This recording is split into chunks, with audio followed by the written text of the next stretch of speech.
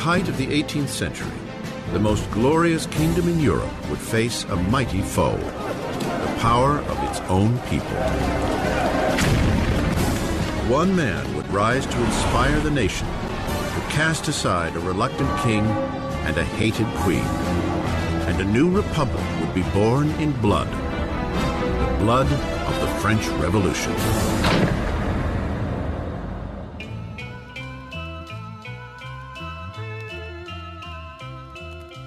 Hello everybody and welcome back to Rev Left Radio. Today I genuinely have a treat for you. We had a wonderful guest on, my friend Stella, to cover the French Revolution in detail and to make an argument that the French Revolution is fundamentally a part of our socialist, communist, and revolutionary left-wing tradition, and we should embrace it as such. This is a really fascinating period in history, and we go through it in great detail. I could not have asked for a better guest to just summarize this stuff with such accessibility and such fluency. It really was an impressive feat on behalf of my guest. I loved prepping for this episode. I loved having the conversation. I want to do more work on this front. I would love to do entire episodes on like Rousseau, who we mention as a sort of prelude thinker to the French Revolution, as well as what came after the French Revolution, namely Napoleon and the Napoleonic Wars in Europe. That entire piece of history is utterly fascinating to me, and I have a great guest to cover it. And as always, if you like what we do here at Rev Left Radio, you could always support us by going to patreon.com/RevLeftRadio, becoming a member, and in exchange for a couple dollars a month, basically the cost of 1 cup of coffee, you could support the show and get access to not only bonus monthly content, but also our entire back catalog. And we're actually going to release an interview I did, interestingly, with the 2020 presidential nominee, in the primary at least, Marianne Williamson. We have fascinating conversation with her on the Patreon. So if you're interested in hearing me talk with her, I know it's our first ever person who we've interviewed who's actually ran for president of the United States of America. So I think that's very interesting. And she's a wonderful person. And although we have political disagreements, the conversation was really interesting. So if you're interested, that's on Patreon. If you don't have money, we totally understand. You could help us by sharing this episode with friends, posting about it online, or leaving a positive review, which really helps Rev Left Radio jump up in the search engines of podcast apps when people are looking for various topics. So with all of that out of the way, here is my conversation with Stella on the fascinating intricacies of the French Revolution. Enjoy.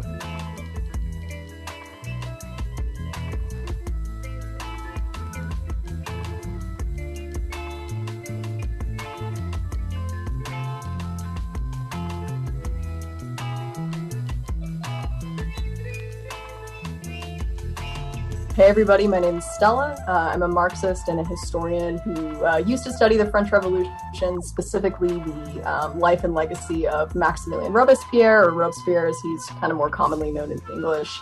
Left academia a couple years back, wasn't really a great fit for me ideologically, but I do still consider myself a historian of the period. So it's my goal today to try and condense 6 years of pretty complex, dense history into less than 2 hours of talking. So hopefully I'm successful with that. And thanks for having me on, Brett. Absolutely. Welcome. It's an honor. You know, we were talking before we started recording that we go back a long way online.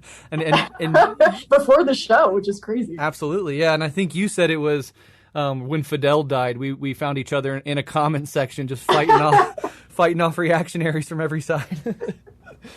So it's very. Yeah, I was going to say this at the end too, but I really owe so much of my radicalization to you, because I think when we started talking, I was probably I wouldn't have called myself like a soc dem. Not that there's anything wrong with that, but I definitely have come very far in my politics because of you in the show. So just wanted to say thanks for that too. Well, thank you so much. That's awesome. And yeah, I'm sure at that time I was not even calling myself a Marxist or anything, but we're both on the path, developing. That's all you can ask. So yeah, today we're going to be covering the French Revolution, and I just wanted to say a couple things up top before we get into the questions from my end and, get your thoughts on them as well. But I actually am fascinated by the French Revolution, and I really want to stress that, to socialists and communists and people on the revolutionary left listening today, although the French Revolution was clearly a bourgeois revolution against monarchy and feudalism, it was a left-wing, egalitarian, radical revolution against feudalism. And I think it is very clear that we on the left can claim this as our history, as our tradition, and as a precursor to so many things that we clearly care about and identify with. For example, the revolutionary government within Paris from like 1789 to 1795, during these heady years that we'll be covering in this episode, the government of Paris was called the Paris Commune. And then so, 70, 80 years later, the first properly proletarian uprising named themselves, after the Paris Commune, after this revolutionary government of the French Revolution. And of course, Marx, took and analyzed the French Revolution, and we see it as the first properly proletarian one. So even they saw themselves in the tradition of the French Revolution. So I just really wanted to stress that, and stress my love really for Robespierre, for JeanPaul Marat, for the sans-culotte. This is a revolution that was, from the bottom up, that mobilized the commoners, the lower classes, the sans-culotte, turned them into, militant revolutionaries. And anytime a left-wing revolution of any sort is going to be successful, it is going to require the mass mobilization of regular people. And the French Revolution, unlike in many ways the American Revolution, did that. The American Revolution might have had some mass mobilization for sure, but this underclass rising up to topple, power is really different. And the last thing I'll say is, if the American Revolution, in contradistinction to the French one, I would say was a conservative rebellion or separatist movement. It was a revolution in that it broke with monarchy, but it was conservative. It was led by aristocrats and slavers. And I think the way that revolution played out and the depravities of American society today can be kind of traced back to the deeply conservative nature of that revolution. And in comparison, the French Revolution was far to the left, was deeply egalitarian, deeply radical. And today, the French have things like amazing universal health care, one of the most robust public transportation systems in the world. I was just in Paris, a few weeks ago. And so I got to see these things up close and personal. And I think the differences between the French and American society, for all their many faults, they can be traced back, I think, to these fundamentally different revolutions. What are your thoughts on any of that? Absolutely. Yeah, I'm going to get into that kind of more towards the end, just in terms of, what we as leftists can take away from and learn about the French Revolution, because I do get the sense from a lot of leftists that there's almost, it's kind of divided, I guess, but there is this kind of feeling that the French Revolution, because it was a bourgeois revolution, there really isn't anything that we can kind of glean or learn from it. And everything that you just said is exactly how I feel, and I completely agree. There was a truly radical revolution. It was an aberration. It was very short, but there was a truly radical moment that happened here that I think is really worth exploring for us as leftists and Marxists. Definitely. Really quickly, I just wanted to say on Guerrilla History, it might be a Patreon episode, but it will be released maybe publicly at some point.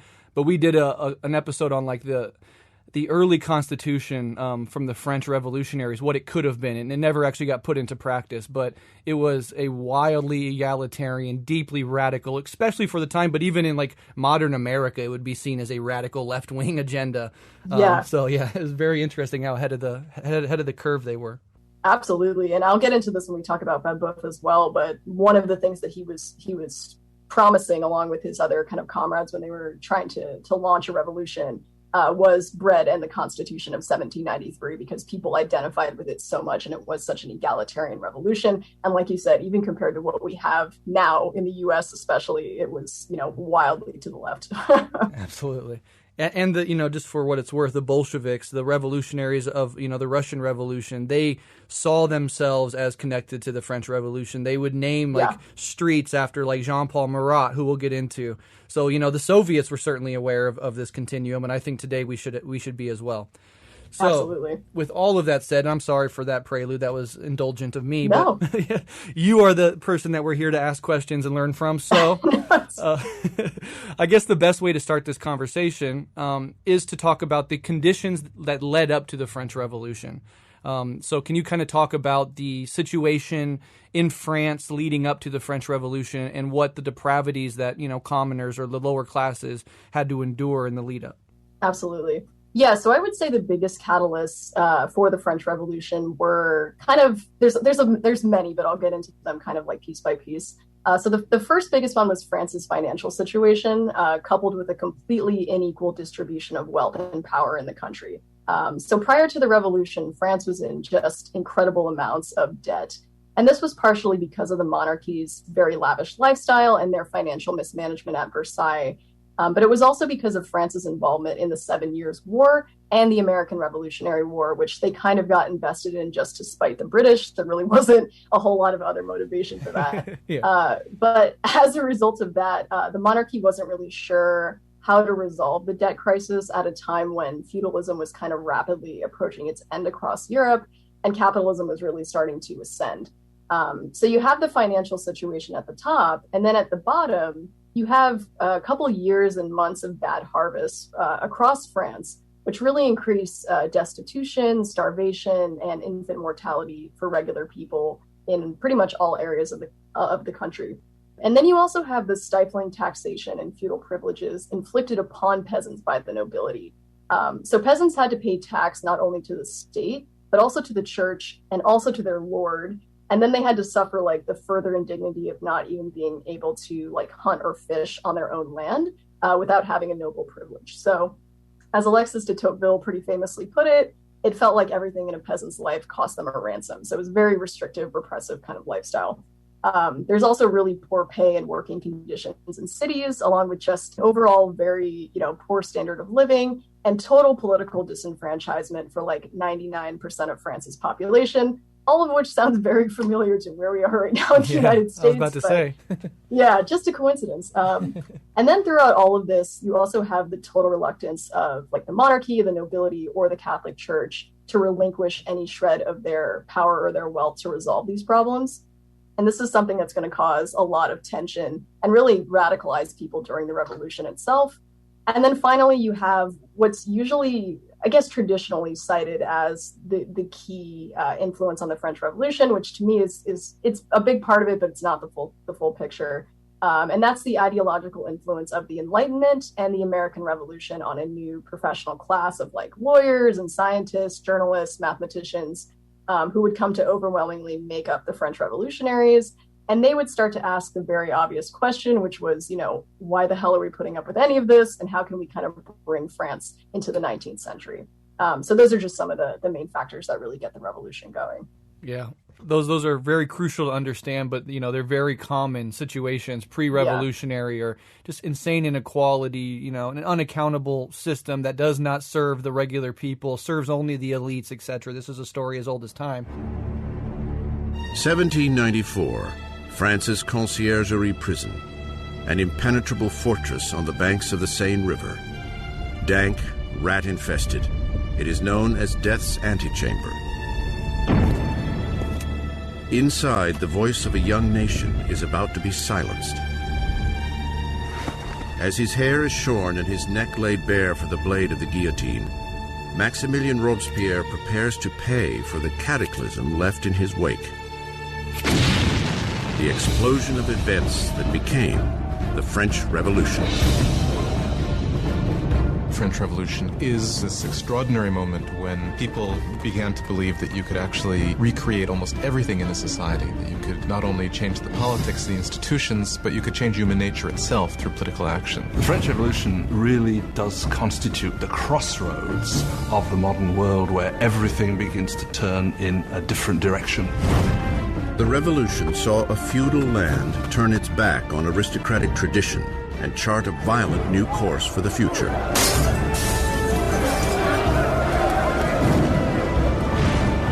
It would shake the very foundation of Europe, and its impact would be felt across the seas. The French Revolution is the most important event in Western history. There are developments that can rival it, like the Industrial Revolution, like capitalism, but if you mean an event, I can't think of anything more important. It was the revolution that upset things the most. I mean, again, when you consider that it got rid of the Catholic Church, it got rid of Christianity, it got rid of the nobility, it got rid of the king, it got rid of all these things. The French Revolution would bring bread to the poor, democracy to France, and would establish a whole new order of society. But progress would come at a price. I just wanted to touch on the Enlightenment really quick. Certainly, of course, we all know the Haitian, the American, the French Revolution were in some sense informed by this movement that preceded it called the Enlightenment. But, a figure in France in particular that is worth noting is Jean-Jacques Rousseau. Yes. I was able to visit his gravesite in the Pantheon in Paris on my trip, and it was a very fascinating one.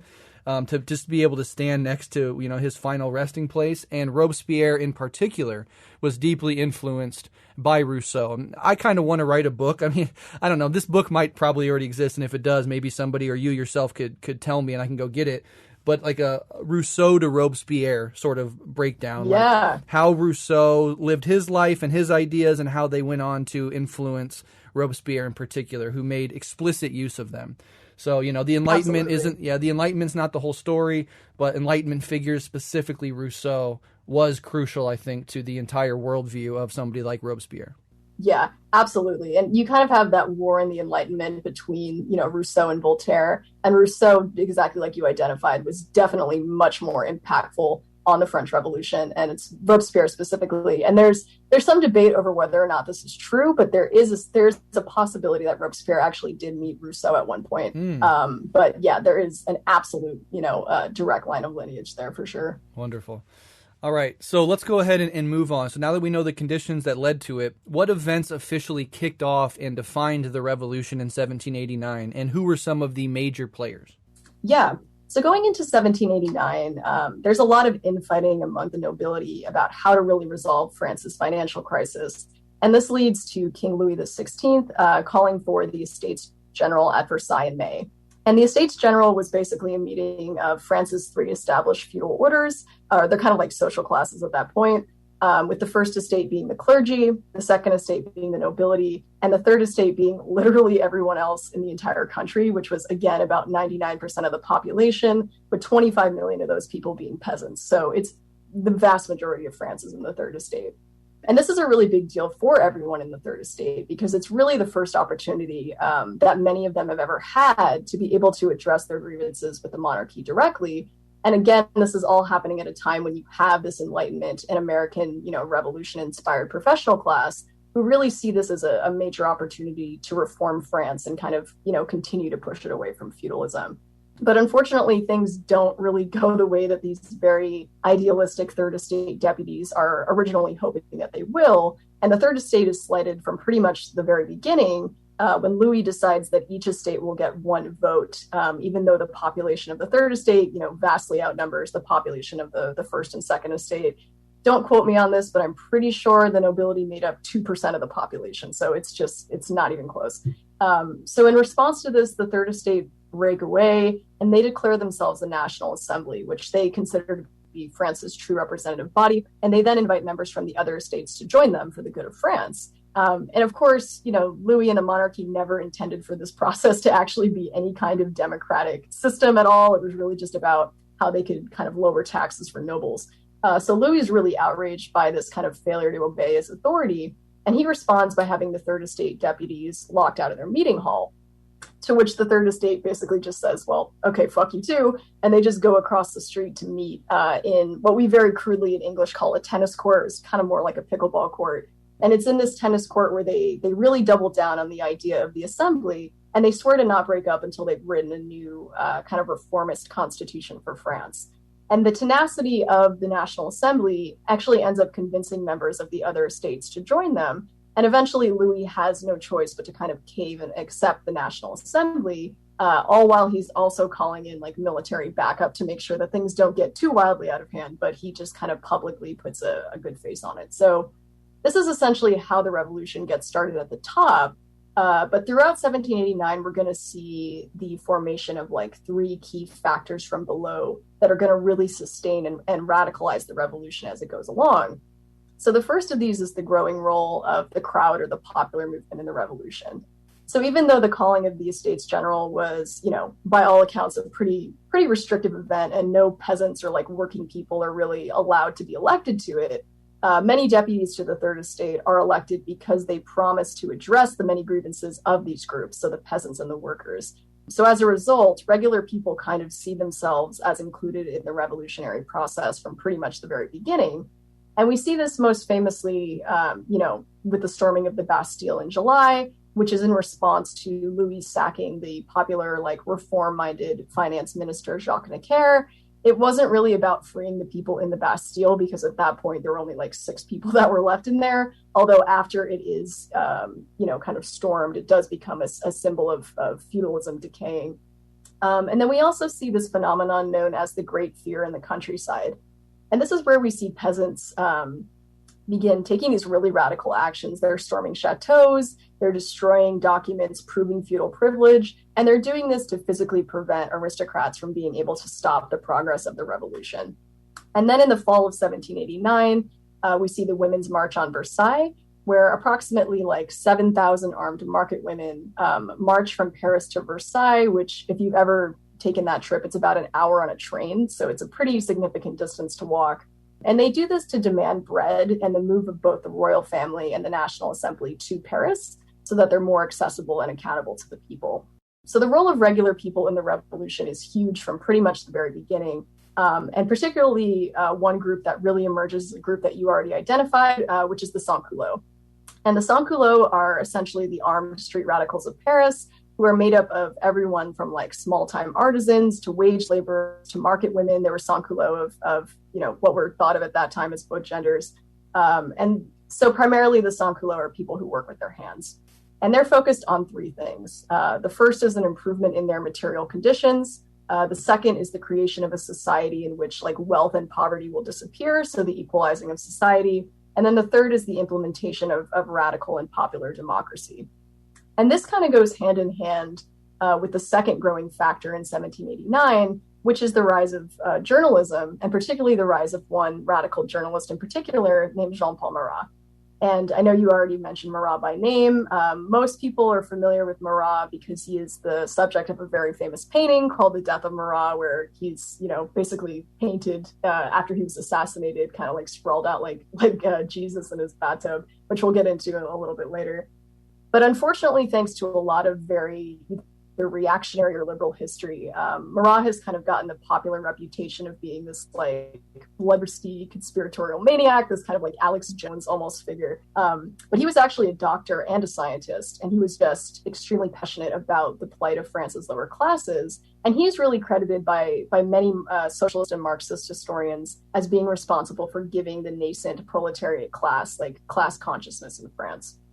So Marat has his paper, L'Ami du Peuple, or Friend of the People, and this becomes the voice of the sans-culottes in what's going to become known as the popular movement, especially in Paris. And this is something that Marat really believes in very strongly, and he's constantly reinforcing in his paper. And I just have one quote from issue 667. He has there's so many issues. But he wrote, "The revolution was made and is maintained only by the lower classes of society, by the workers, the artisans, the petty traders, the farmers, the peasants, in short, by the entire submerged class, by those unfortunate ones whom the impudent rich call the rabble, and whom the insolent Romans term the proletariat.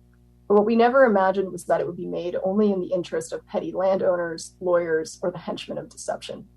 So that's just a pretty cool quote from Marat. And as you can probably imagine, he had to just kind of be on the run from the state a lot, because at this point, the revolution is barely a revolution. I mean, there's some disagreement with the monarchy, but the assembly is very moderate. So Marat kind of ends up making up what's at this point the fringe left.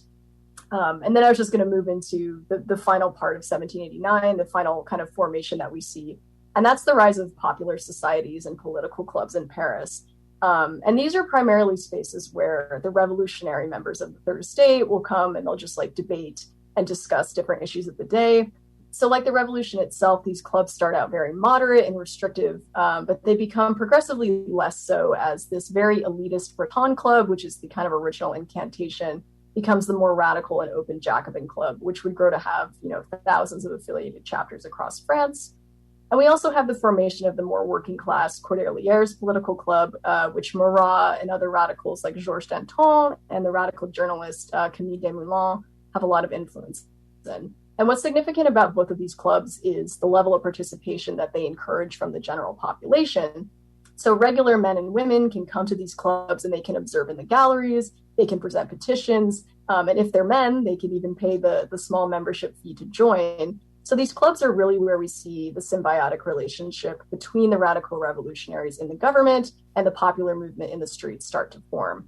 But unfortunately, like I mentioned before, this relationship at this point isn't something that the National Assembly really wants or is encouraging, because again, at this point, the Assembly is primarily made up of moderates. So a lot of nobles, a lot of reactionary clergy, and this kind of nascent bourgeoisie class. And all of these groups are focused on being reformers and not revolutionaries. And they're really pushing for a constitutional monarchy that'll lessen Louis's power while also increasing their own, which is vastly more important to them. So they agree to grant the people, some concessions by abolishing feudal privileges and crafting the very, well-known Declaration of Rights of Man. But in reality, they don't really have an interest in creating a system that gives power to anyone who isn't, a property-owning white man. And they repeatedly try to outlaw like insurrection, for example, and declare martial law to kind of prove that they're really, they're not fighting this revolution for the people, basically. And economically, they're also pursuing a very liberal policy of market deregulation, which actually just increases scarcity and price gouging of essential goods for the regular people of France. But one of the few exceptions to this very moderate reactionary assembly is Robespierre, who at this point is seen as very similar to Marat, such a radically left thorn in the side of the assembly that the royalist press actually starts this rumor that he's descended from a king's assassin, which huge if true. It's not true, but it would have been really cool if it was. But unlike many of the other Third Estate deputies, Robespierre is a lawyer and he is very influenced by the Enlightenment. But he has a reputation in his hometown for taking on cases for the poor and the disadvantaged. And he really shares both Marat and the sans-culottes' vision of creating, an egalitarian society in which wealth and poverty disappear. And all of these groups, like you mentioned before, are very influenced by Rousseau. So in the assembly, Robespierre would just frequently get shouted down. He'd get harassed by the other members for doing things like defending the people's right to insurrection, advocating for rights for Jews and free people of color, criticizing the wealth of the church and the aristocracy, and especially for advocating for universal manhood suffrage. And these things really make Robespierre despised by the assembly, but they have the opposite impact on the popular movement and Marat, who end up dubbing Robespierre the Incorruptible, and they really begin to form kind of a support base around him. But again, Robespierre is just, a very vocal minority at this point, and the rest of the assembly is really working to move France towards a British-style constitutional monarchy with very limited civil and political rights for anyone who doesn't own property. And even though this sounds like it would be a pretty sweet deal for the monarchy, they get to continue to exist. There are very few limits really put on their power. Louis and Marie Antoinette still are not happy about this because they don't want to give up any of the power that they have or any of their authority because, they believe that they've been given this divine right to rule.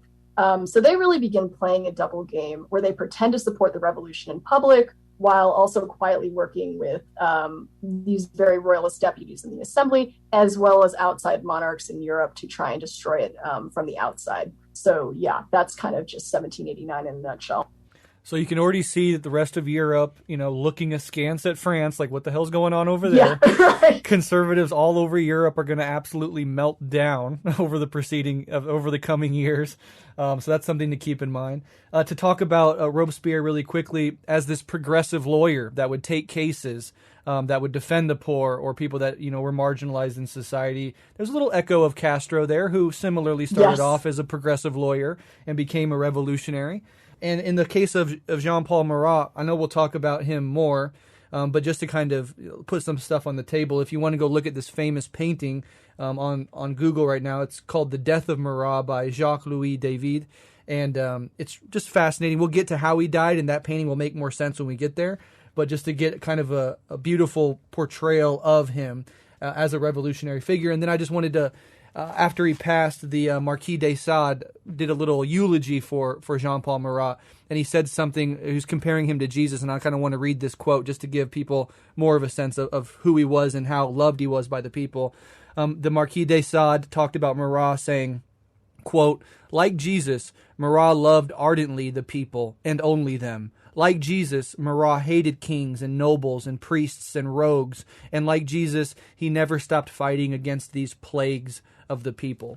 So he was seen as a rabid fanatic by the more conservative or moderate elements, but by the militant people and by the real, left wing of the revolution, he was seen as a hero. So I just wanted to lay those things on the table. And he had this debilitating skin condition that, basically forced him to spend most of his time in a bathtub full of various medicinal minerals and salts to alleviate the pain of this, pretty grotesque and intense skin condition. So when you look at the death of Marat, the painting, he's in a bathtub, and that's why. So I just think all that stuff is very interesting.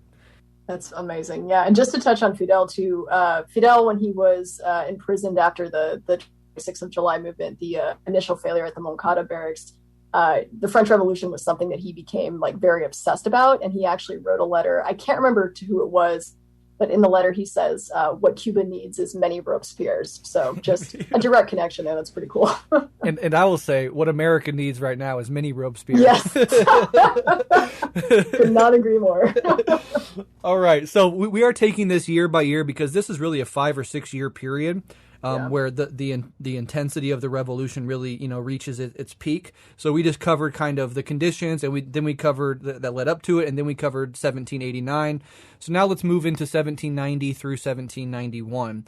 What were the major events, and who were the key players in this moderate phase of the revolution? Yeah, so luckily I can kind of go through these years a little bit quicker because they're really this plateau period for the revolution, where we see the Constitution, the original Constitution, not the more radical one of 1793, finally beginning to take shape. And the Assembly is just continuing to cave on giving more and more power back to Louis. And this includes allowing him to maintain an executive veto of basically anything that they can come up with as legislators. So we're really not progressing very far here. But the most significant thing about these kind of 2 years is that we start to see the first stirrings of the Haitian Revolution, which you have a fantastic episode on that I really recommend people check out. But on the continental side, it just cannot be overstated how dominated the Assembly is by the colonial lobby at this point. Now, slavery is already abolished in continental France, and there are some abolitionists on the far left, like this guy, the Abbé Grégoire, Jacques-Pierre Brissot, who's going to become more important later, and Robespierre, who opposed slavery's continuation in the colonies. But most of the deputies in the Assembly either have no interest in this, or they only want to abolish the slave trade, but not the institution of slavery itself. And that position only hardens once we see these slave revolts break out in Haiti. And those really begin, scaring the shit not only out of the colonial lobby, but also out of the Assembly. And they respond by proposing that an amendment to the Constitution be added that essentially will maintain slavery in the colonies. And this is totally unacceptable to a lot of these abolitionists, these far left folks in the Assembly, and especially Robespierre, who actually starts a minor scandal by getting up and proclaiming that, quote, "The moment that you pronounce in one of your decrees the word, you'll be pronouncing your own dishonor and the overthrow of your Constitution. You're endlessly citing the rights of man, the principles of liberty, but you believe in them so little yourselves that you decreed slavery constitutional. Perish your colonies if you're keeping them at that price. Yes, if you had either to lose your colonies or to lose your happiness, your glory, your liberty, I repeat, perish your colonies."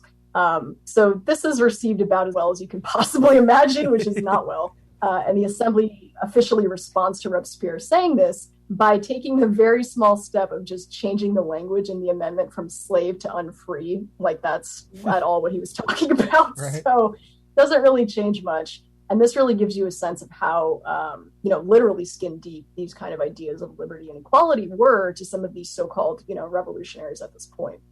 And then getting back to Paris, 1791 really starts off with a bang when we see the royal family actually take the very drastic step of trying to flee France to seek help from the monarchs of Europe in person. And thankfully, this attempt fails thanks to the vigilance of revolutionary peasants and workers in the countryside. But once Louis is brought back to Paris, all the Assembly really does is just kind of give him a slap on the wrist and send him on his way. So this leads to a move by the political clubs and the popular movement to organize a petition to demand Louis' removal at the Champ de Mars, which is kind of just like a park or a pavilion in Paris.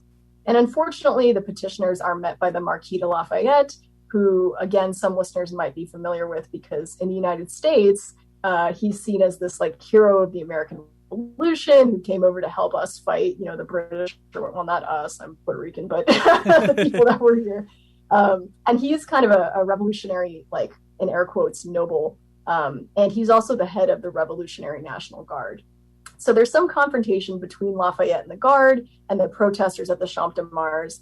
Not really sure what happens, but what ends up occurring as a result of this is that the National Guard opens fire on the crowd and they kill anywhere from like 50 to 100 innocent protesters.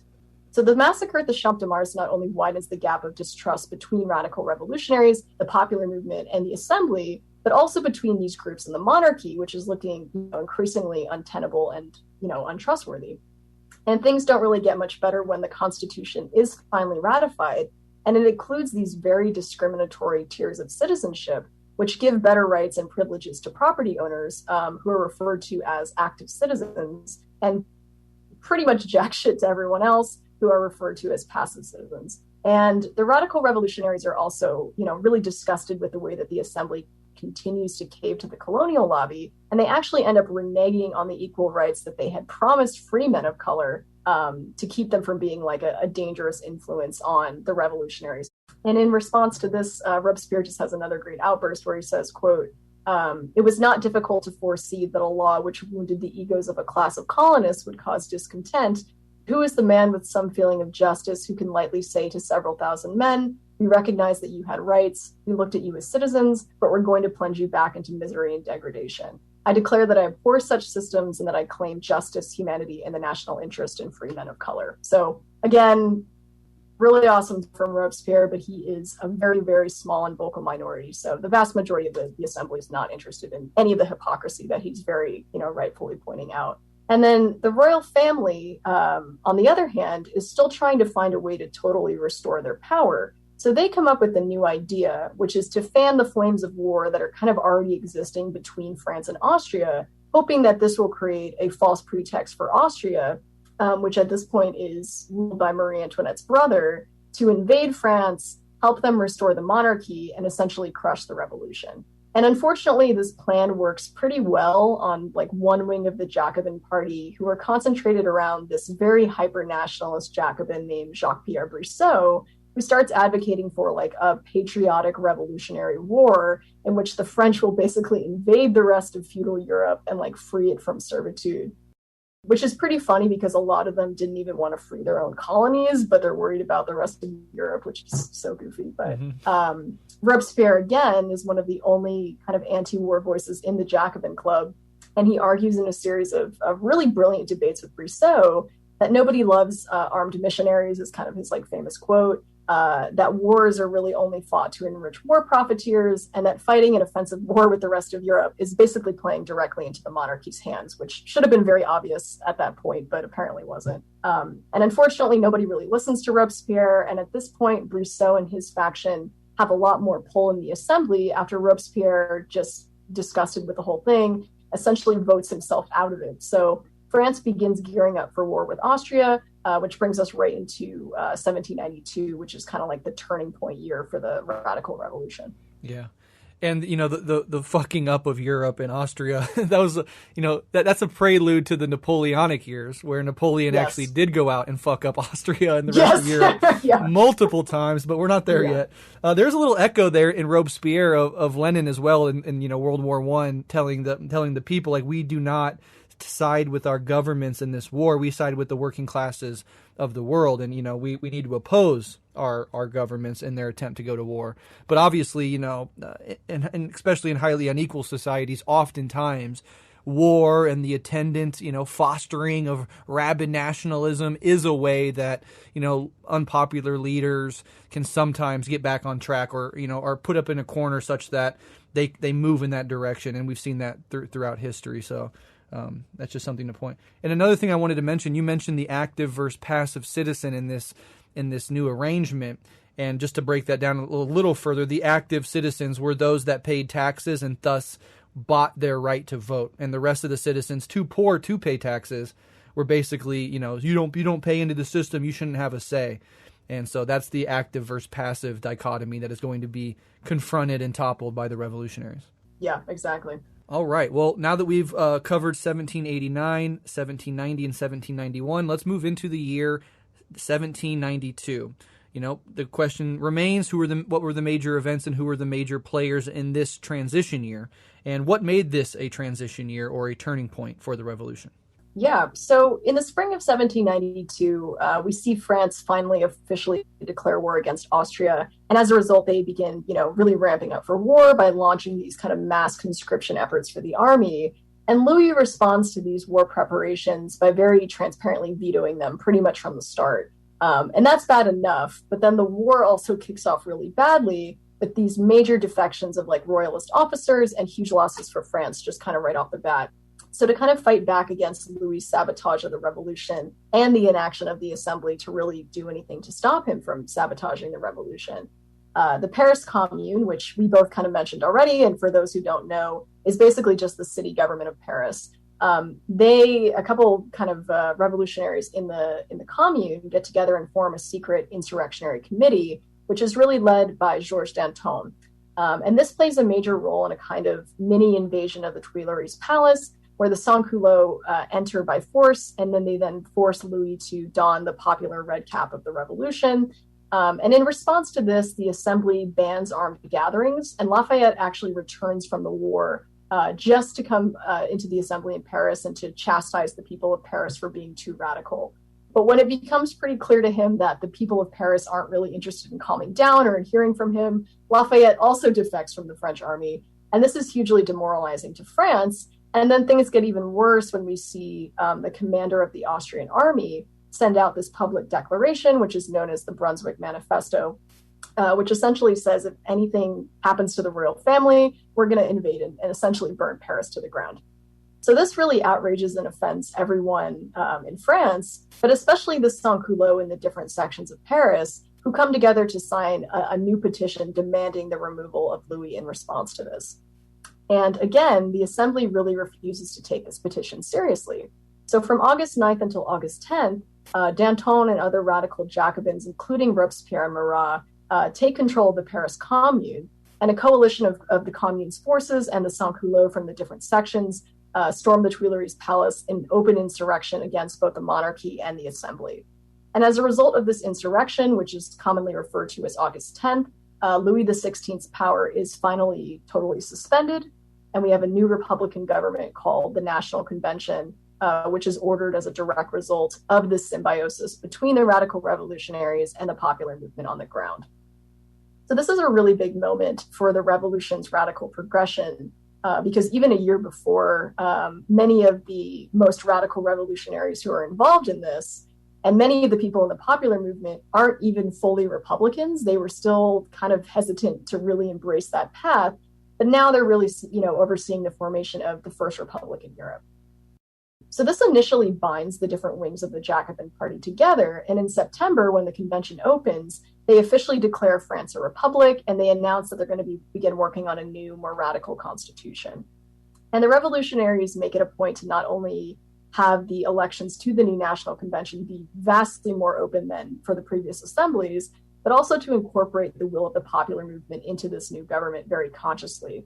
And we see this in the way that the convention really encourages participation from crowds in the public gallery, but also in the way that they reserve hours at the beginning of each convention session to hear grievances and petitions directly from the people, which again is something that we don't even do in 2022 in the United States. So that's a big major difference. But going into the fall of 1792, unfortunately, tensions do begin to reemerge among the Jacobins, and as a result, we see two new factions begin to form. So this time there's tension between the more moderate, provincially concerned wing of the Jacobin Party, who really despise popular violence and Paris's continued domination of the revolution, and the more radical Parisian and sans-culottes-aligned wing of the party, who want to keep that emphasis on Paris and the popular movement. And there's also a major divide between the way that these two sides view the issue of private property, with the moderates believing that property ownership is like a sacred, untouchable right, and the radicals believing that private property should never be more valuable than human life or happiness. And the moderates are also increasingly affiliated with this growing capitalist class in France, and as a result, they're advocating for a continuation of the non-regulated economy, to the chagrin of the popular movement that really, really is pushing for price controls at this point and needs them because the economic situation in France is still so bad. So the radical faction become known as the Montagnards or the Mountain because they sit high up into the left in the convention stalls. So this was people like Robespierre, Marat, Danton, and this newcomer named Antoine Saint-Just. And Saint-Just quickly becomes one of the most prominent Montagnard revolutionaries. He's not really mentioned in kind of like mostly American histories of the French Revolution, which is bizarre because he was very important to it. So like the other revolutionaries, Saint-Just is also an Enlightenment kind of educated lawyer. But what's interesting about him is that when he was younger, he was actually forcibly imprisoned using something called a lettre de cachet. And this was a feature of the old regime that was one of the peasants' biggest complaints to the Third Estate, because what it did was it essentially enabled the nobility to lock people up against their will for doing, just arbitrary things. So the revolution really offers Saint-Just a fresh start and a way for him to kind of help actively dismantle this oppressive feudal system, which had traumatized him, so much as a young person. So Robespierre really takes Saint-Just under his wing, and Saint-Just ends up becoming his closest friend and political ally. And in my opinion, a little bit more than that, but that's, another story for another time. So these are the biggest players in the Montagnards. And then on the other hand, you have the moderate faction, which becomes known as the Gironde. And this is a term that Robespierre coins for them that essentially describes the region of France that the majority of them are from and signifies their allegiance to the provinces instead of to Paris. So this was people like our old friend Jacques Pierre Brousseau, this guy Jérôme Pétion, who had been the mayor of Paris at one point and a good friend of Robespierre's, the Rolands, and the philosopher Condorcet is also in the Gironde. But the vast majority of the deputies in the convention are still somewhere between these two extremes.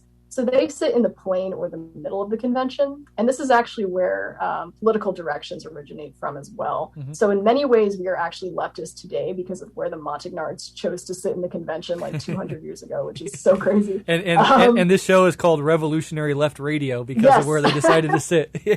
Absolutely, which is so cool. Yeah. But yeah, so throughout the rest of 1792, the Gironde and the Montagnards are just kind of really at each other's throats. And this only intensifies once these secret documents are discovered, which confirm what pretty much everybody already knew, which is that the royal family had been plotting to kind of, betray the revolution all along. Mm-hmm. So this opens up a new question for the revolutionaries about, how we can punish a king, what we can do with our king. So you have the Gironde arguing that Louis shouldn't be tried or executed, just, imprisoned or banished for life.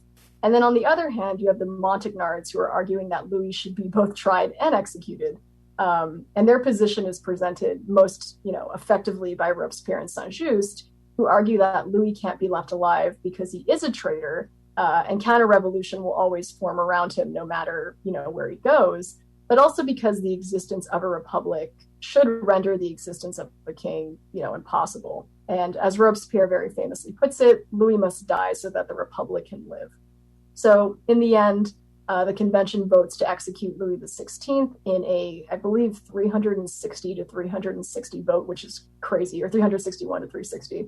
And he's guillotined in January of 1793, which leads us right into the first and final radical years of the revolution. All right, so a couple things. Obviously, you mentioned the left and right dichotomy arising out of the French Revolution, which I think is interesting and worthwhile. On the left are the radical egalitarians, on the right are the royalists and the restorationists who basically want to move back into monarchy and feudalism. And in the center is this, liberal, capitalist, property respecting, centrist position trying to operate between these two fringes. But even on the left, you see factions arising, which happens in all revolutions. And as revolutionary momentum increases, those differences become more and more important.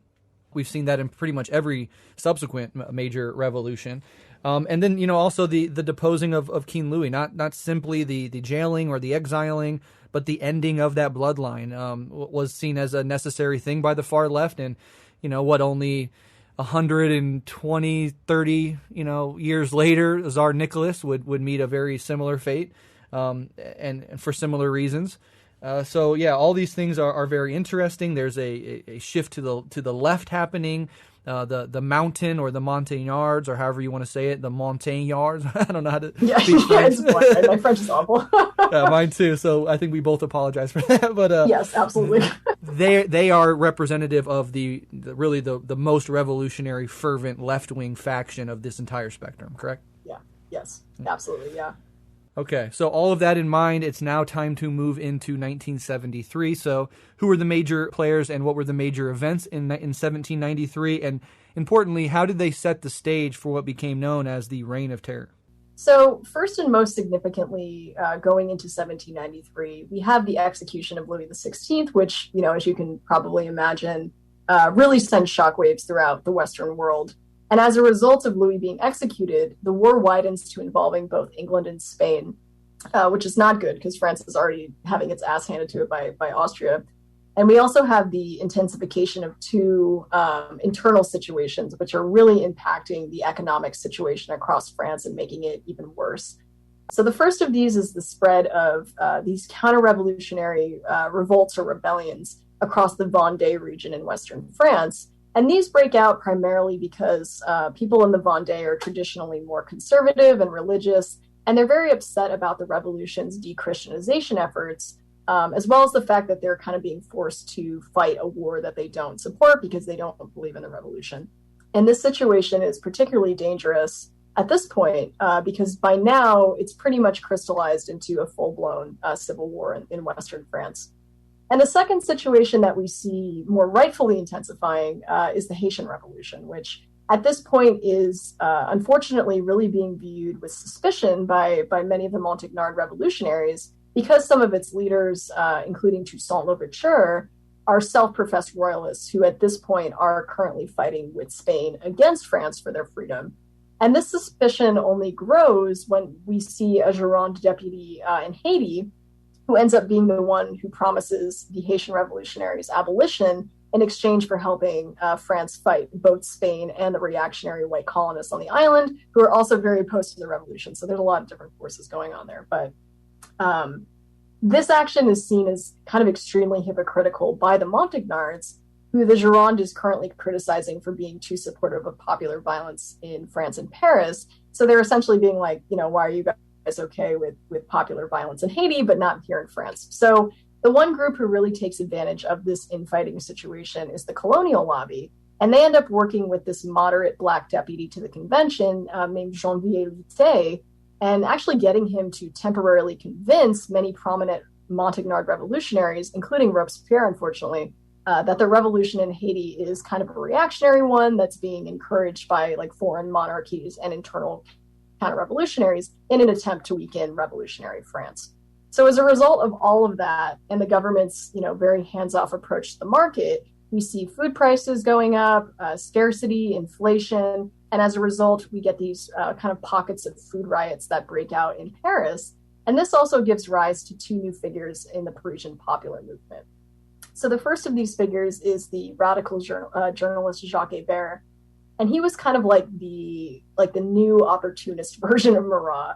And Hébert had been around pretty much for years at this point, publishing his paper Le Père Duchesne, or Father Duchesne. And this was a really popular paper for the sans-culottes because it was constantly calling for increased violence against speculators and hoarders in street French. So he was constantly cursing and stuff, and that was really attractive to the sans-culottes at the time. But he and his allies really begin to become influential in the commune at this point because they're calling for this increased violence against enemies of the revolution. And the second figure who emerges in this little period is this revolutionary priest named Jacques Rue. And he's agitating for a more radical economic policy called the general maximum. And this is also something that's really popular with the sans-culottes because it would involve the government in it, intervening in the market to set prices and raise wages. So we have this group of people who are very small and limited, but they are kind of more far left economic radicals. And they become loosely known as the enragés, or the angry ones, even though they aren't really a significant or organized faction, and they actually share a lot of ideas with the Montagnards and the Hébertistes, but they are almost a distinct group at this point. But unfortunately for all of these groups, the revolutionary government at this point is still pretty firmly in the hands of deputies from the Gironde, and none of them are very supportive of price controls, and they're instead focusing all of their energy on trying to curb the influence of the Parisian popular movement on the revolution. And to do that, they're really going after the most radical Montagnard deputies who support and encourage that movement. And this takes the form of these very kind of personalized attacks on well-known Montagnards like Robespierre and Marat. And actually, Marat ends up getting sent by the Gironde in front of the Revolutionary Tribunal for inciting violence. But thankfully, the tribunal is kind of stocked with radical Jacobins, so they vote to acquit Marat. But his arrest only pisses off the popular movement even more. And they respond by joining this coalition of Hébertistes and Rages and Montagnards in finally purging the Gironde's leadership from the government in this combined coup and insurrection in the spring of '93. So this insurrection really should have cleared the way for the Montagnards to establish a more radical government at this point. But because the Gironde are so popular with the more moderate provinces, the cities of Marseille and Lyon actually end up joining the Vendée in open rebellion against the government as a result of the purge of the Gironde deputies. And this really makes the Montagnards hesitant to do anything to kind of inflame that situation even more. But this all changes when we see a young Girondin named Charlotte Corday travel to Paris in July. And she actually tricks Marat into meeting with her because he had kind of an open door policy in his house where he would just let like the sans-culottes or regular people just come in and talk to him and present him with like new information about counter-revolutionaries or whatever. So Charlotte Corday essentially tricks Marat into letting her into his house, and she then stabs him to death in his bathtub. So, which is obviously, a horrible thing. And the death of Marat, I think, has become one of the most vilified aspects of the revolution by reactionaries and liberals who kind of try and treat it like Marat became the new Jesus of the revolutionary movement, which there was kind of a cult of personality that developed around Marat as a martyr. But it was a sincere sense of anguish and fury for the popular movement because this was someone who had been fighting for them since, the start of the revolution. So they're very, very upset about this, and they respond by demanding that the Montagnard government not only enact the price controls that they've been asking for, but also exercise the full force of the state power at that point to crush these kinds of moderate enemies of the revolution. And this becomes known more broadly as a demand to make terror the order of the day. So unlike the traditional narrative that we are taught, especially in the States, the terror wasn't something that was like forced on the people of France by this extremist, bloodthirsty government that had no connection to the people, but it was actually something that was demanded from the bottom up by the popular movement in Paris. So as a result of that demand, the Montagnard government finally concedes to what the people are asking for, and they enact a series of policies that are designed to do 4 key things. So the first thing is to win this external war with Europe that is going very badly at this point. The second thing is to crush the internal counter-revolution in France. The third thing is to resolve the economic crisis. And the fourth is to inspire a truly radical regeneration of French society in which wealth and poverty will be eliminated in a new, more egalitarian republic. And they go about trying to achieve these things in several key ways. So first, they pass another kind of component of the terror that's been very vilified by reactionaries and liberals, which is the law of suspects. And this allows the revolutionary government to expedite the prosecution of accused counter-revolutionaries while also expanding the categories of who could be considered a counter-revolutionary to begin with. So speculators and hoarders kind of end up being in that category. And the second thing that the revolutionary government does is they declare a scorched earth policy for all these regions that are rebelling against the government, while also creating a revolutionary or sans-culottes people's army, which is then integrated into the existing French army. And with this, you also get this total reorganization of the army, which is mostly overseen by these convention deputies on mission, including Saint-Just, who became a very well-known military kind of commissar at that point. The government also finally enacts the general maximum, which sets a price ceiling on essential goods and raises the wages of workers to their highest possible levels. And this also includes a very interesting attempt by the state to take on a more active role in monitoring and controlling production and supply of grain. You can't really call it a planned economy because we're, decades, if not centuries away from that. But it is interesting to see the way that they kind of try to put a curb on the market by intervening with it. And then you have the temporary suspension of the Constitution of 1793, and this increased executive authority being granted to the Committee of Public Safety. And this is a 12-person committee elected by the convention, which becomes responsible for a whole host of things from guiding and setting policy for the revolutionary government to ensuring that the French army, has everything that it needs.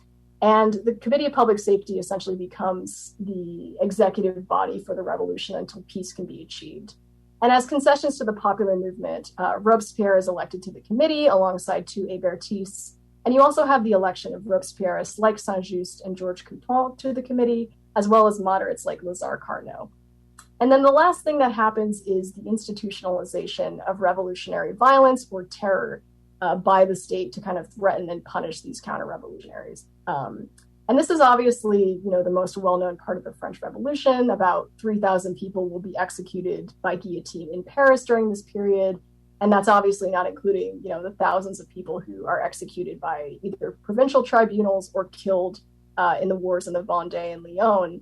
And this has led the entire period to be referred to as the Terror, even though at the time, it really wasn't thought of as this separate, horrifying aberration.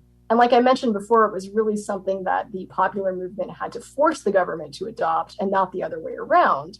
And it was also something that the more radical revolutionaries like Robespierre and Saint-Just felt that the government had a duty to take on so that the popular movement didn't have to keep shouldering the responsibility or the blame for the revolutionary violence that they were committing. Saint-Just put it very aptly when he said, let us be terrible so that the people don't have to be.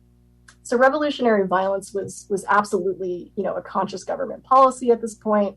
And in 1794, we even see Robespierre saying that, the revolutionary government owes the people its full protection, but it owes the enemies of the people nothing but death. And this is a philosophy that's really going to underline the rest of the so-called terror period, heading from 1793 into 1794. Yeah, very, very well done, covering a lot of ground there expertly. So I give you huge props for taking these huge questions on board. A couple things I just wanted to reiterate that you mentioned. One, the general maximum, right? You're talking, it's not quite a planned economy, and I totally agree, but it is, and I think we agree, this sort of proto-socialist intervention in the market, specifically on behalf of working and poor people. So that's very interesting. This is also the time when Marat gets stabbed to death by Corday. This, a representative of the more moderate faction, the more centrist, like you could say liberal faction of the revolution, stabbed to death in his bathtub, hence giving rise to that famous painting, The Death of Marat, which I mentioned earlier for people to go check out. It really is a stunning piece of art. Yeah.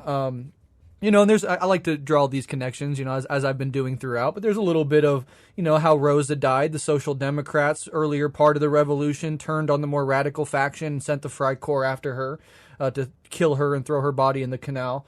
Not as systematically organized as that, but you still have a more moderate person coming and killing a more radical person.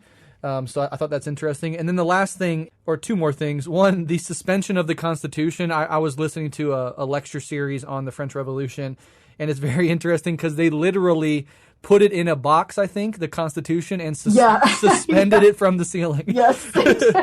So it's literally suspending the Constitution and enacting the reign. They literally suspended it. Yeah. They also suspended Marat's heart from the ceiling of the Jacobin Club, which is kind of brutal, but also badass. Badass.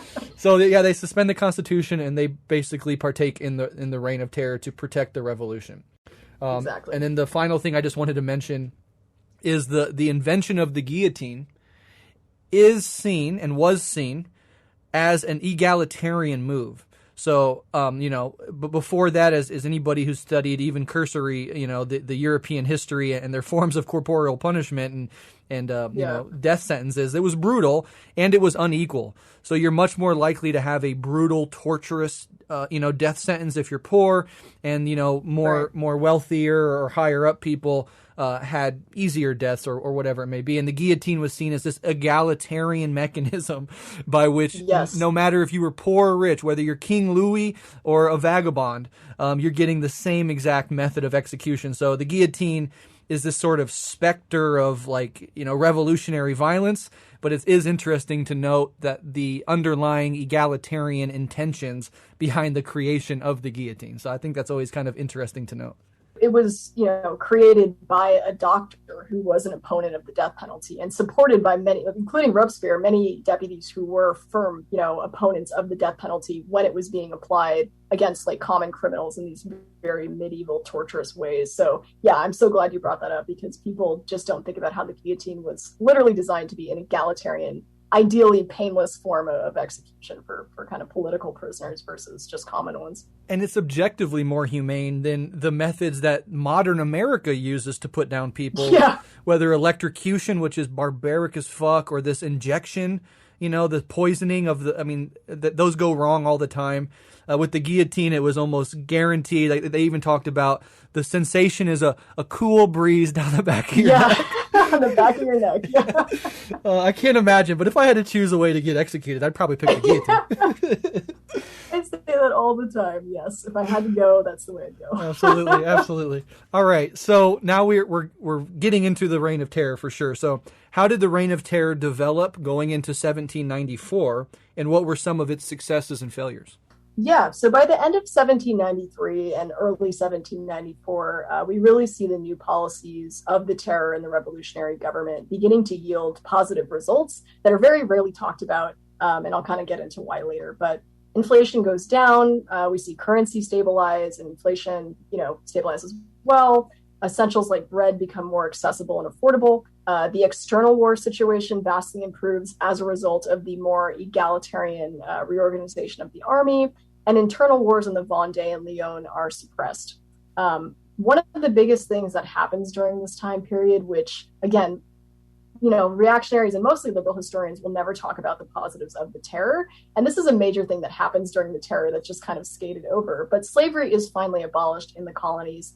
And this is, overwhelmingly due to the tireless fighting of the Haitian revolutionaries in Haiti, but also thanks to the campaigning of this delegation of Black, mixed, and white Haitian convention deputies who are finally able to convince the revolutionary government that Haiti is not the Vendée and that enslaved Haitians will defend the Republic if it defends them.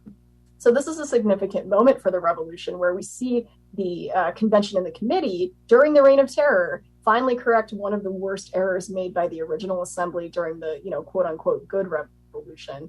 And they not only enthusiastically side with the Haitian revolutionaries and free men of color, but they also refuse to compensate white slave owners or the colonial lobby in this process, which is hugely significant because in the United States, that's absolutely not what happened. So this is a really big moment for the revolution.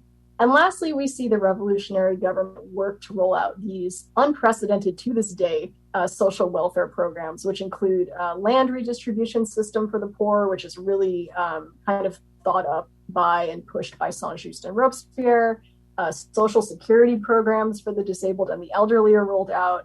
And Robespierre is very involved in proposing a free and universal education system for both men and women. So along with this, we also see a kind of cultural revolution really start to take hold, where there's a collective effort from both the government and from the popular movement to really cultivate revolutionary identity and radically remake French society. So for example, we see a move away from addressing people as Monsieur and Madame and towards the comrade equivalent, which is citizen, which is awesome. Yeah, it's kind of like the precursor. And like you said, there's so many parallels to especially the Russian Revolution that you can find. It also involved the elimination of the French vous, which is kind of an informal way to address someone, changing that to tu, regardless of someone's stature in society. The arts and revolutionary celebrations are subsidized by the government. Museums are open to the public across France. And you also have an increase in de-Christianization efforts, which take a lot of different forms. Some, kind of violent and not so great, other ones very revolutionary. And one of the most famous of these is the rollout of the French Revolutionary calendar, which not only radically reconceives the names of days and months, but it also sets out to declare 1792 as year one for France. So it's this kind of moment of total regeneration that we see with the calendar. So personally, looking at all of these achievements, I really consider the terror to be a, incredible and kind of inspiring moment of truly radical revolution for the Western world that has unfortunately been very vilified by liberal and reactionary historians for very political reasons. But, we are Marxists. We do want to study the failures and the limitations of any revolutionary period. And there were a lot of errors committed during the terror that, we should address too. So first, we do see increased political repression and a crackdown on any voice that kind of questions the authority of the revolutionary government, which at this point is really working to centralize its control in order to make sure that it can win these, massive fights against counter-revolution. So this unfortunately includes the repression of Jacques Rue and some other loosely affiliated enrages, as well as the closing of many popular societies by order of the revolutionary government. And this puts some strain on the relationship between the popular movement and the government, even if, again, we can understand why it was done from a practical standpoint. There are also legitimate excesses and abuses of the terror that are committed by these convention deputies on mission, particularly in places like Lyon and in the Vendée, to the point where to this day in France, there are many people in parts of the region in the Vendée who view the revolution as like a genocidal event, which is not a discussion that I want to even approach, but it is, something that really gives you a sense of how significant this period is for France to this day. And last thing that we see is an increase in the authority of the Committee of Public Safety, which isn't really moving to put a stop to this repression, even as the material situation in France does appear to be improving and moving towards, peace. So because of that, a lot of detractors of this period from both like the libertarian left and the right will try to argue that this either shows the Montagnards were, either moderate opportunists who kind of just exploited the popular movement to seize power, or that they were a bunch of, ideological fanatics who didn't know when to stop killing or didn't want to stop killing. But for me personally, I think it more just shows that they weren't really sure where to go next, because, in many ways, the revolutionary government is really running up against the limits of the historical moment. They have no Western precedent. They have no theory to work off of. I mean, they have Rousseau, but that's obviously not enough for this point. Right. They don't have Marx, they don't have Lenin, they don't have Engels, they don't have anybody. And virtually none of them have any kind of education in economics either. And they don't really want to move to totally abolish private property, just because that is seen as like way too far radically left at this point. So they kind of end up in a situation where they're caught in the middle. And at the same time, like the Robespierres and other radicals in the government are very wary to end the terror, because they rightfully feel like there is still a very real counter-revolutionary threat in France that needs to be stomped out, particularly when it comes to the rise of like the nascent bourgeoisie, who they really despise. They were not fans of capitalism.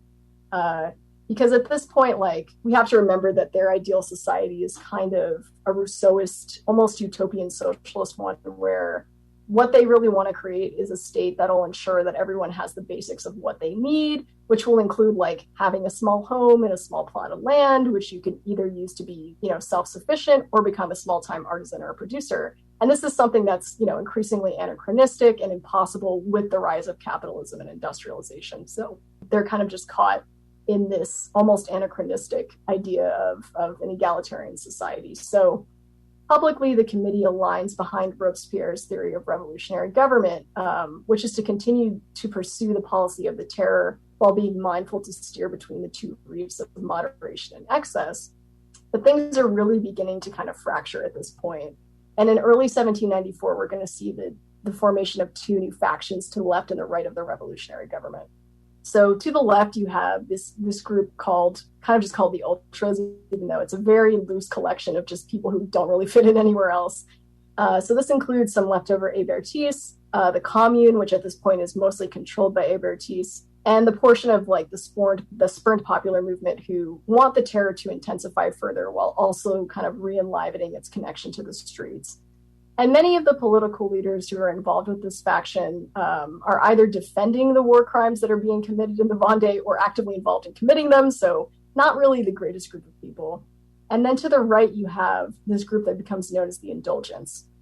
So this is people like Robespierre's old friends, Camille Desmoulins and Georges Danton, along with other moderates who are left over from the Gironde or the Plain. And they're really sick of the repression and the bloodshed of the terror. And they really just want to put an end to the whole thing. Implement the Constitution and just call it a day. And supporting this group, you also have France's nascent bourgeoisie and what's left of the colonial lobby, who really want to put an end to the more radical social elements of the terror. So popular democracy, slavery's abolition, and the government's control of the market. And then in the middle, you have the revolutionary government, you have the Robespierres, the Jacobin Club members throughout France, and another large section of the popular movement who see the value in continuing the terror, but they also recognize that it has a lot of failings that need to be corrected and that a new connection to the streets needs to be made in order for the revolution to survive. So despite kind of being, internally fractured along similar lines, the committee responds to these threats by purging and executing the leaders of both the indulgents and the ultras. And then a contingent, which is primarily led by the Robespierrists, starts trying to revive the connection between the popular movement and the government, while also trying to curb the kind of worst excesses of the terror. And they do this primarily by passing the law of 22 Prairial, which is another very infamous revolutionary law that's passed. Again, I think it's just very poorly understood and politicized incorrectly. But what it originally was intended to do was widen the scope of counter-revolutionary crimes even further in an attempt to appease the sans-culottes. And it also moved all political trials for the entire country to Paris, where ideally they could be more directly overseen by the principled revolutionary tribunal in Paris versus the tribunals in the provinces, which were kind of very incoherently applying the laws of the terror. And it also streamlined sentencing, which is probably the most controversial aspect of it. It got rid of juries for the accused, and the tribunal could only choose between acquittal and death. But the last thing that it does that's really fatal for Robespierre is that it allows for members of the convention to appear before the tribunal, which would have allowed the Robespierrists to put the deputies on mission who had committed these war crimes in the Vendée and Lyon on trial. So again, Prairial has come to be seen by many liberal and reactionary historians as this horrifying kind of draconian policy that led to this period called the Great Terror, where the rate of executions did substantially increase in Paris. But in reality, many of the things that Prairial decreed were already happening de facto. The Revolutionary Tribunal was already basically just deciding between acquittal and death. There weren't really any other options at that point. And the rate of executions only really appears to increase in Paris because what Prairial did was move political trials for the whole country to Paris. So obviously the amount of executions in Paris is going to go up as a result of that. But again, what Prairial did that actually really alarmed Robespierre's enemies in the government was that it had the potential and the ability to hold them accountable for the kind of crimes that they had committed in the provinces. So there's this fear now that Robespierre is going to use the law of 22 Prairial to go after these remaining remnants of moderates and ultras. So as a result of this, there's this huge fractions between the different factions on the committee. There's all of this infighting. They end up having to close the doors and the windows in the summertime because people can hear them arguing with each other on the streets. It's just it's kind of a nightmare. So after all of months and weeks of this fighting, Robespierre kind of just says, you know what, fuck it. And he just stops coming to work. He stops showing up to the committee. And while he's gone, the remaining committee members really take advantage of his absence to begin abusing Prairial for their own political purposes, really increasing the rate of executions in a way that should not have been done. And they also pass a series of very unpopular measures, including a rollback on the maximum, which not only, severs the tie between the government and the popular movement, but also becomes, it also gets to a point where the popular movement starts blaming Robespierre for these things that are happening. Even though he's not in the government, he's still the most well-known and well-respected member of the government to the general public. So when all of these very unpopular measures start happening, more people are being executed for things that make less and less sense. The popular movement starts to blame and really turn on Robespierre, which is going to be very fatal for him going into July of 1794. To the point where by the time Saint-Just returns to Paris in June after helping the French win this huge victory at Fleurus, he's faced with what he calls a frozen revolution and this very fractured government that's poised to turn on the Robespierrists. And that unfortunately brings us right into Thermidor, or Thermidor as it would be more commonly known in French, which is the term for the fall of the Robespierrists in July of 1794. All right. So yeah, a few things I want to point out before we move on to how Robespierre was killed. One thing you said is that's really important to remember is there's no theory or precedent here. Nothing like this in the way that the French Revolution is being carried out. Nothing has a precedent here, and not even the American Revolution could offer any. I mean, that happened technically chronologically before it, but was so different in nature that it offers nothing of anything like that. You could take a universalizable theoretical element and apply it in France, right? So they're really doing this, with no precedent, which I think is just fascinating. And there is this cultural revolution. So of course we know that a cultural revolution would occur in virtually, every major proletarian revolution to some extent after this. And Mao famously formalized cultural revolution into a vast, socialist experiment in practice, but also into a universalizable theoretical aspect of revolution going forward. And yeah, from the invention of the guillotine to citizen being the prelude to comrade, calling everybody that, to literally like we're gonna rearrange time, like we're gonna have 10-day weeks, and we're not gonna have Sundays anymore because that's the church day. Like it is profound what they were doing. So cool. Yeah, absolutely. And it's also worth noting that, we're not going to sit here and say everybody killed in the Reign of Terror deserved it. I mean, revolutions are messy fucking things, right? Mao said later, this is not a dinner party. There's never, ever, ever, ever going to be a perfect revolution without excesses, without errors, without brutalities and tragedies. But it must always be compared to the brutalities and excesses and errors of the status quo they're trying to overturn. So, for example, anybody that is robustly against the Cuban Revolution and hate Fidel and Che, they almost never mention Batista. They never mention what the Cuban people were subjected to under the Batista regime. And so it's just like in a vacuum, these people are monsters. No, they are overturning a monstrous system, and revolutions are messy affairs, and that's just the nature of the beast. So I wanted to stress that as well. And then one more thing quickly, you were talking about private property and some of the differences involved there, and it's not quite as radical as it would eventually become. But what came out of the French Revolution were theorists that explicitly went after property. So Proudhon, right, the anarchist thinker, did that text about private property. And of course, Proudhon is a French name. He comes out of France. And the utopian socialists, right, Henri de Saint-Simon and Charles Fourier, those are French names. They're the utopian socialists that Marx would later point to as an interesting prelude to scientific socialism. So that element did come in eventually and became theorized later, but yeah, not at the time. And the very last thing I wanted to mention, just because this is a personal interest of mine, is Thomas Paine, right? Many Americans will remember Thomas Paine, the writer of Common Sense, the writer of Rights of Man. And my favorite work by Paine is Agrarian Justice, where in the 1700s, he is laying out basically a robust social democratic welfare state that was utterly unheard of at the time. And so he, of course, supported the American Revolution. Then he supported the French Revolution, traveled to France to participate in it. The Reign of Terror got a little too hot. He got he got imprisoned and sentenced to death. So he was supposed to die by guillotine. But the executioner, they were marking the cells of everybody, the doors on the prison cell of everybody that was meant to be slated for execution. And Thomas Paine's door, I guess, was open, and so they painted the X on the back of the door, so when it shut, you couldn't see the marking anymore. So he escaped that execution, by the thinnest of hairs. It was so wild. Yeah. Absolutely wild, and eventually made it back to America, and then was seen by his fellow American revolutionaries as too far to the left, and I think only like 6 people, 3 of which were black, because Thomas Paine was an abolitionist, were even present at his funeral. So, Thomas Paine was sort of reached a pinnacle of, love in America with his Common Sense and Rights of Man, and then was brought low by, his perceived extremism and was sort of, only had a few people at his funeral. I always thought that was an interesting historical fact.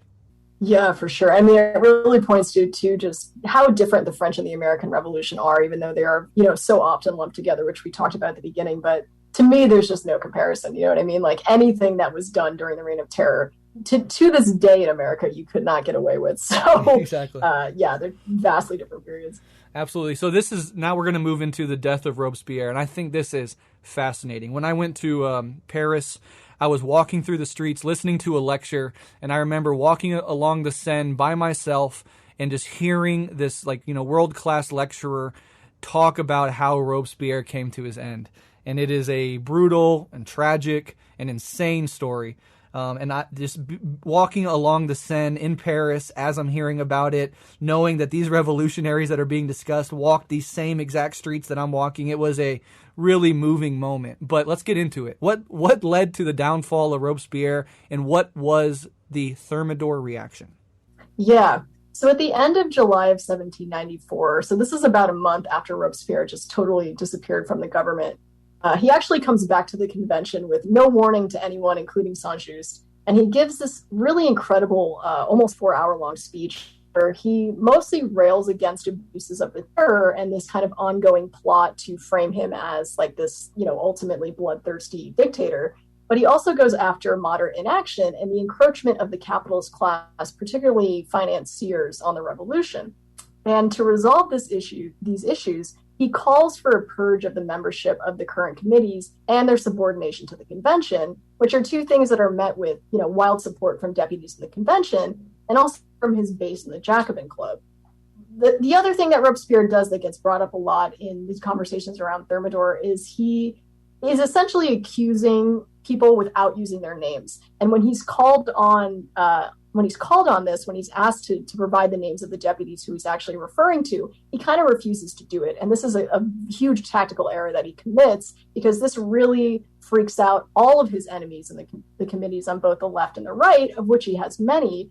And they're not sure now if Robespierre is going to go after them or not.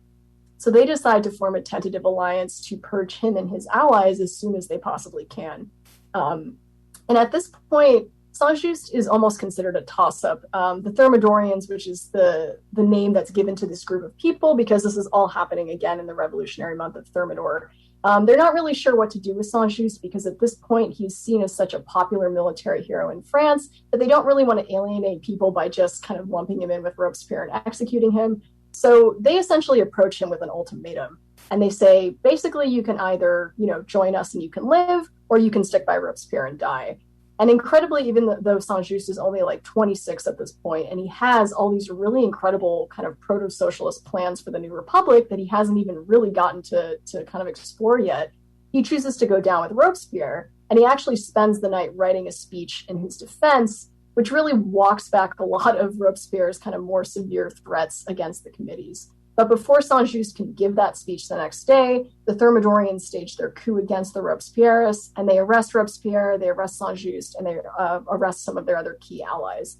So in response to this, the Commune, which is now controlled by Robespierrists, tries to rally the popular movement to their defense, but thanks in part to Robespierre's kind of reluctance to pursue an insurrection against the government. Like, what he really wanted was to be brought before the revolutionary tribunal like Marat was, and then acquitted. So he's very reluctant to engage in a kind of like violent insurrection against the government, either because he had a death wish, or he was just tired, or he didn't think it would work. We don't really know.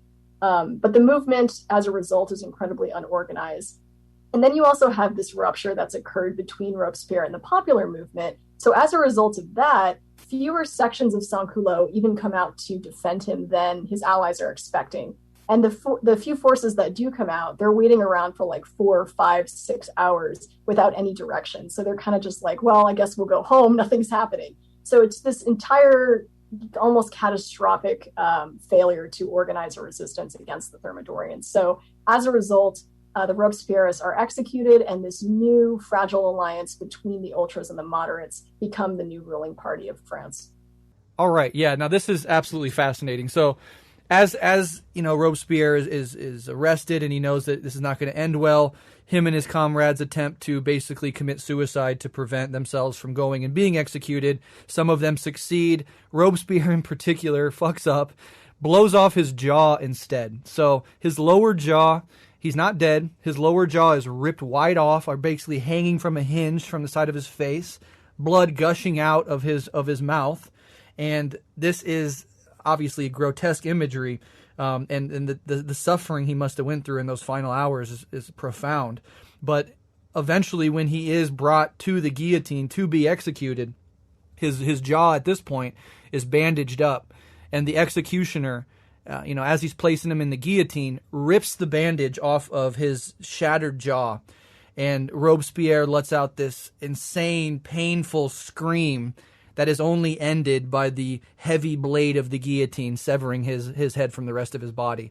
So that, for me, the imagery of all of that is just insane and feverish and wild, and knowing that Robespierre went out with extreme pain and this almost animalistic yell and howl, and was ended by the guillotine that he, helped, and him and his comrades helped bring to the it is like, if you put this stuff in a movie, people wouldn't believe it. Oh yeah, I know. Yeah. I know. The entire period is crazy, but yeah, that entire sequence of events is just totally wild.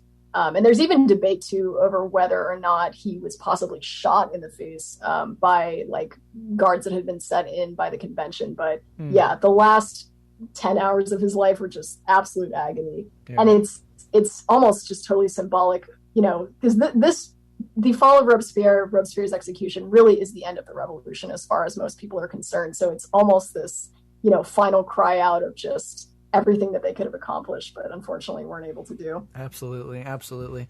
And I just wanted to also mention that these people are young, relatively young. Yes, oh yeah. These are all people in their 20s and 30s for the most part. Robespierre himself, I think in his mid or late 30s by the time maybe he reached 40 by the time he died. Do you know that off the top of your head? Yeah, he was 36. 36 years old when he died. So yeah, everybody involved here for the most part are in their 20s and 30s, which I just think is another fascinating thing to mention. On June 27th, now the 9th of Thermidor, he appears before the convention and delivers a speech of threats. It is the last speech he will ever give. Robespierre makes a tactical error.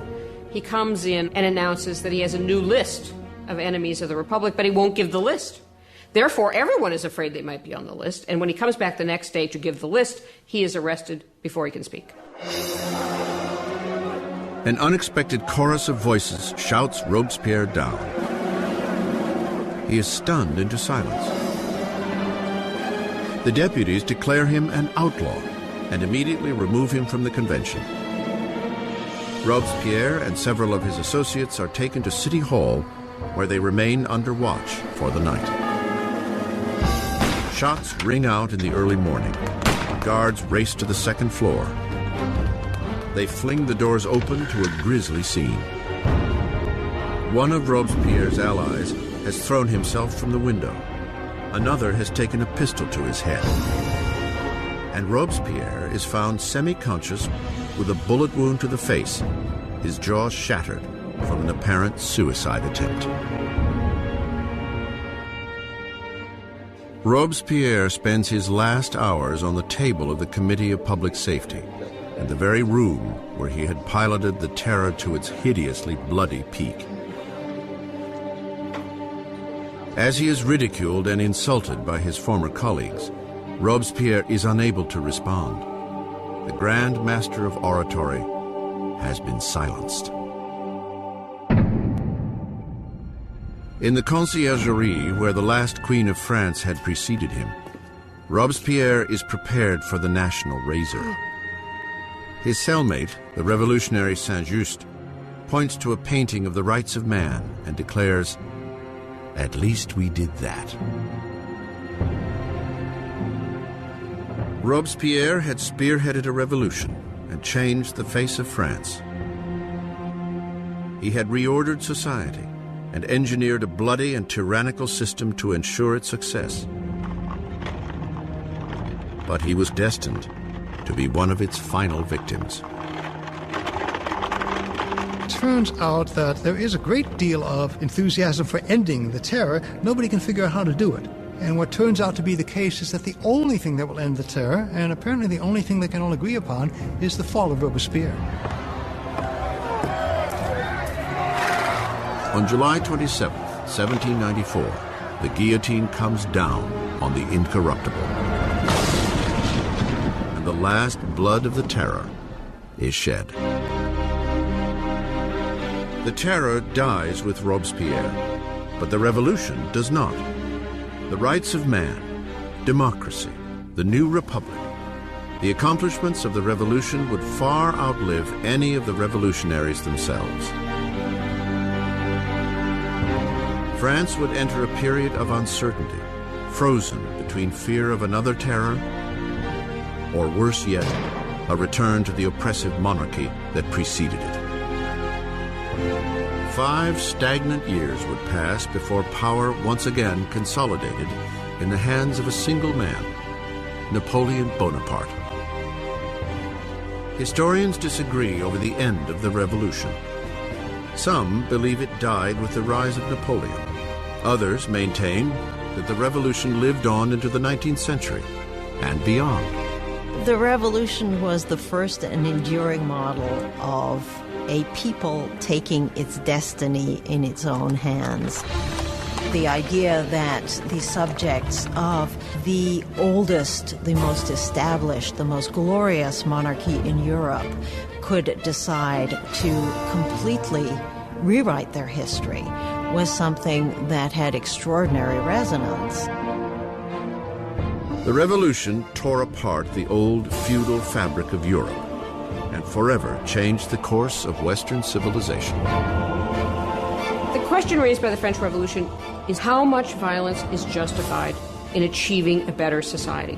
Do people have the right to overthrow what they see as an unjust system, to replace it with what they are convinced in their hearts is a more just system? How much violence is justified in doing that? We still face this question today. As Robespierre and his colleagues were driving their country into the future, many of them must have wondered what the final outcome would be.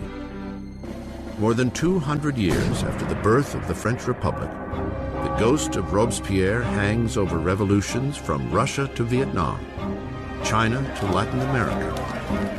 The French experiments with democracy have inspired models all over the world.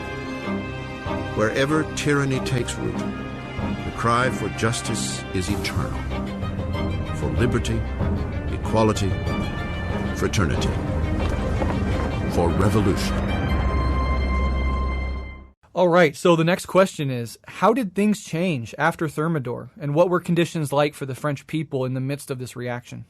Yeah, so unsurprisingly, this alliance between the moderate and the ultra-Thermidorians isn't really built on anything except a hatred of Robespierre. So once Robespierre is executed, there really isn't anything binding them together anymore.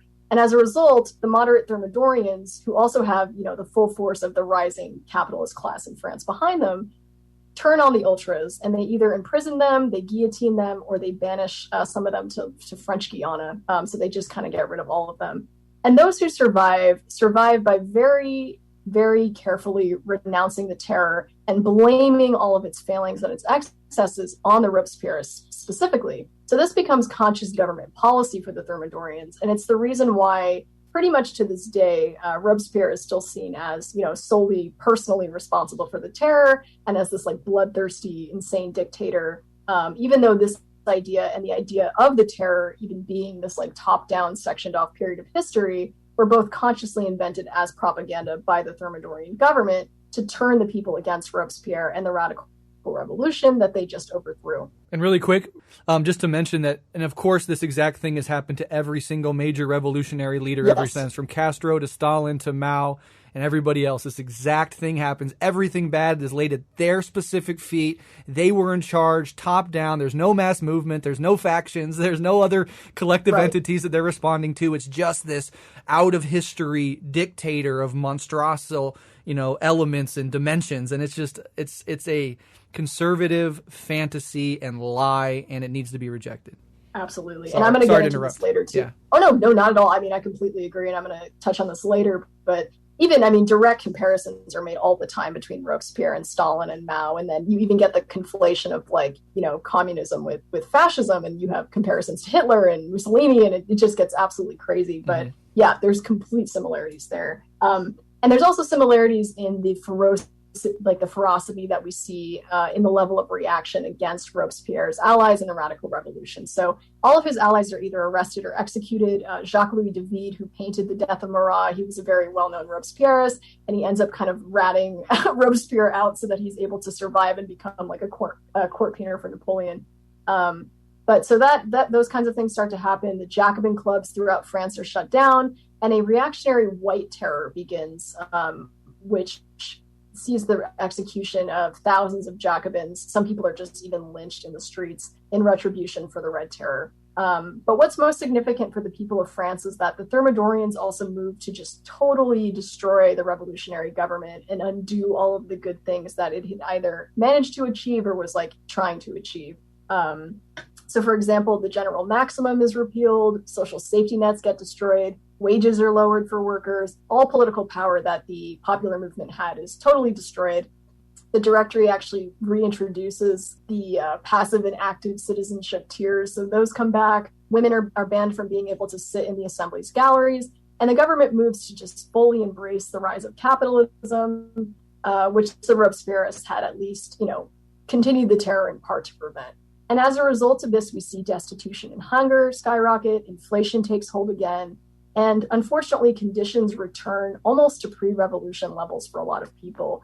And I just wanted to pull out this one quote from a worker who would later join Babeuf's movement. And he remembered of this period that bread on the free market was priced at 80, 150, even 200 francs at a time, when a day's work was paid at only 100 francs. And he writes, in a worker's household, 3/4 of bread, all eaten at breakfast, left nothing but potatoes until the end of the day. The result of this was that everything of value in a house was either sold or pawned, down to the sheets from the beds. So it is a really, really reactionary and terrible period of economic turmoil for regular people as well. So Thermidor really represents the end of the radical revolutionary experiment and the victory of the reactionary counter-revolution for really centuries to come, because a lot of kind of radical historians will argue that we're still living in the Thermidorian reaction. It was, that significant. And we'll see spikes of the popular movement return with the uprising of Germinal, which is in part fought to return France to the times of Robespierre. We'll see it with Babeuf's so-called conspiracy of equals, the July Rebellion in the early 1800s, and of course, in the Paris Commune, which you also have a really great episode on that I recommend people check out.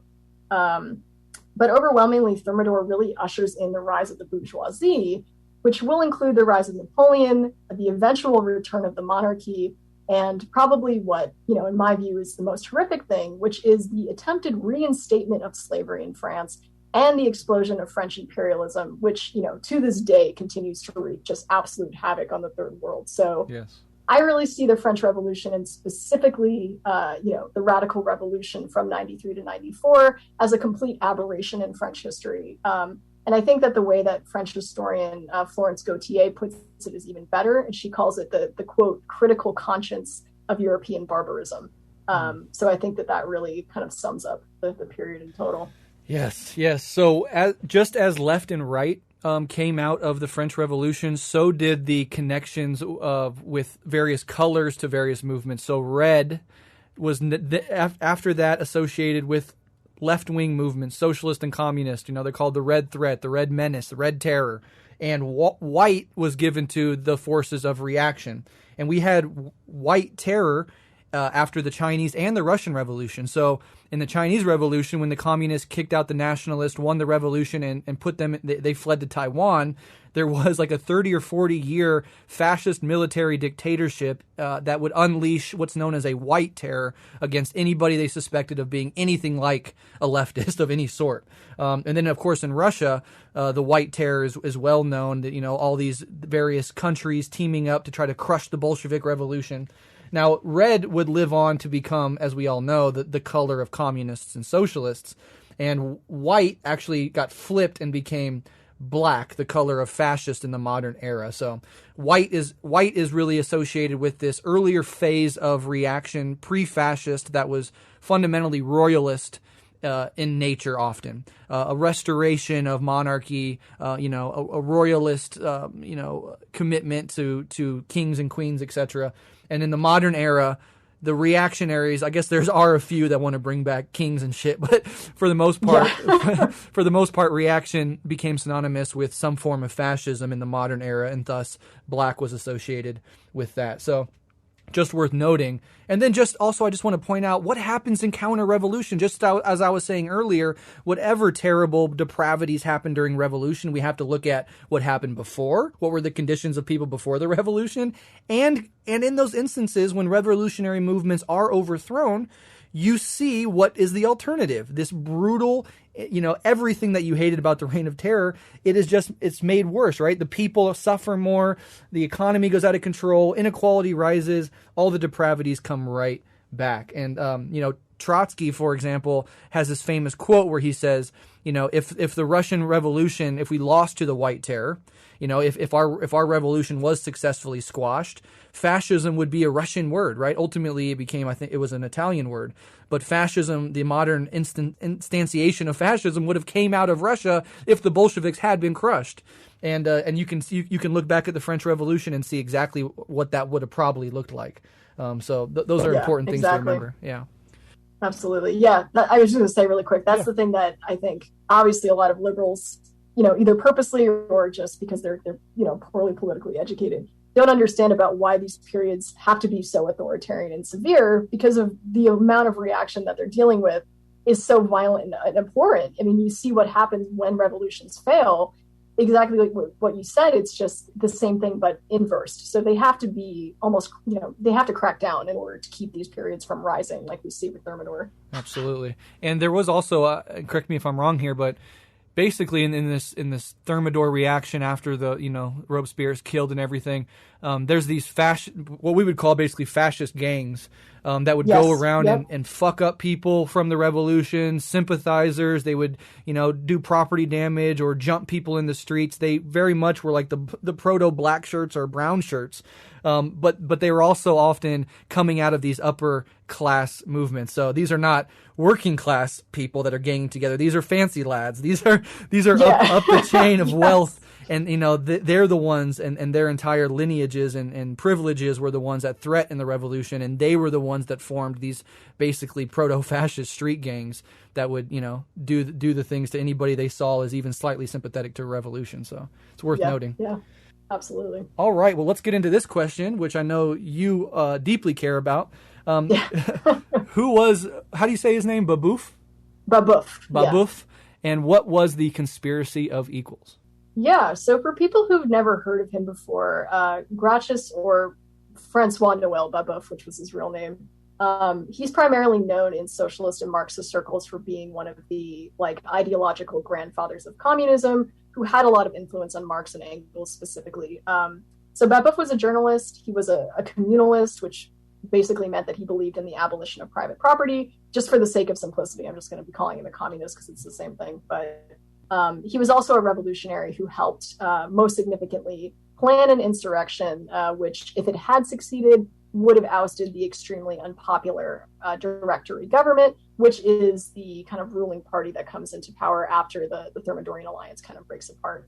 So to give a quick overview of Babeuf's life, one of the things that I think is the most interesting about him is that he didn't come from the same kind of middle class background as a lot of the other revolutionaries did. He came from a poor working family, and he had to work from the time that he was, I think, 10 years old, building a bridge or a dam or some horrible thing. But this background, is what really helps him understand that the French Revolution not only needed to address political inequity, but also economic and material inequity as well.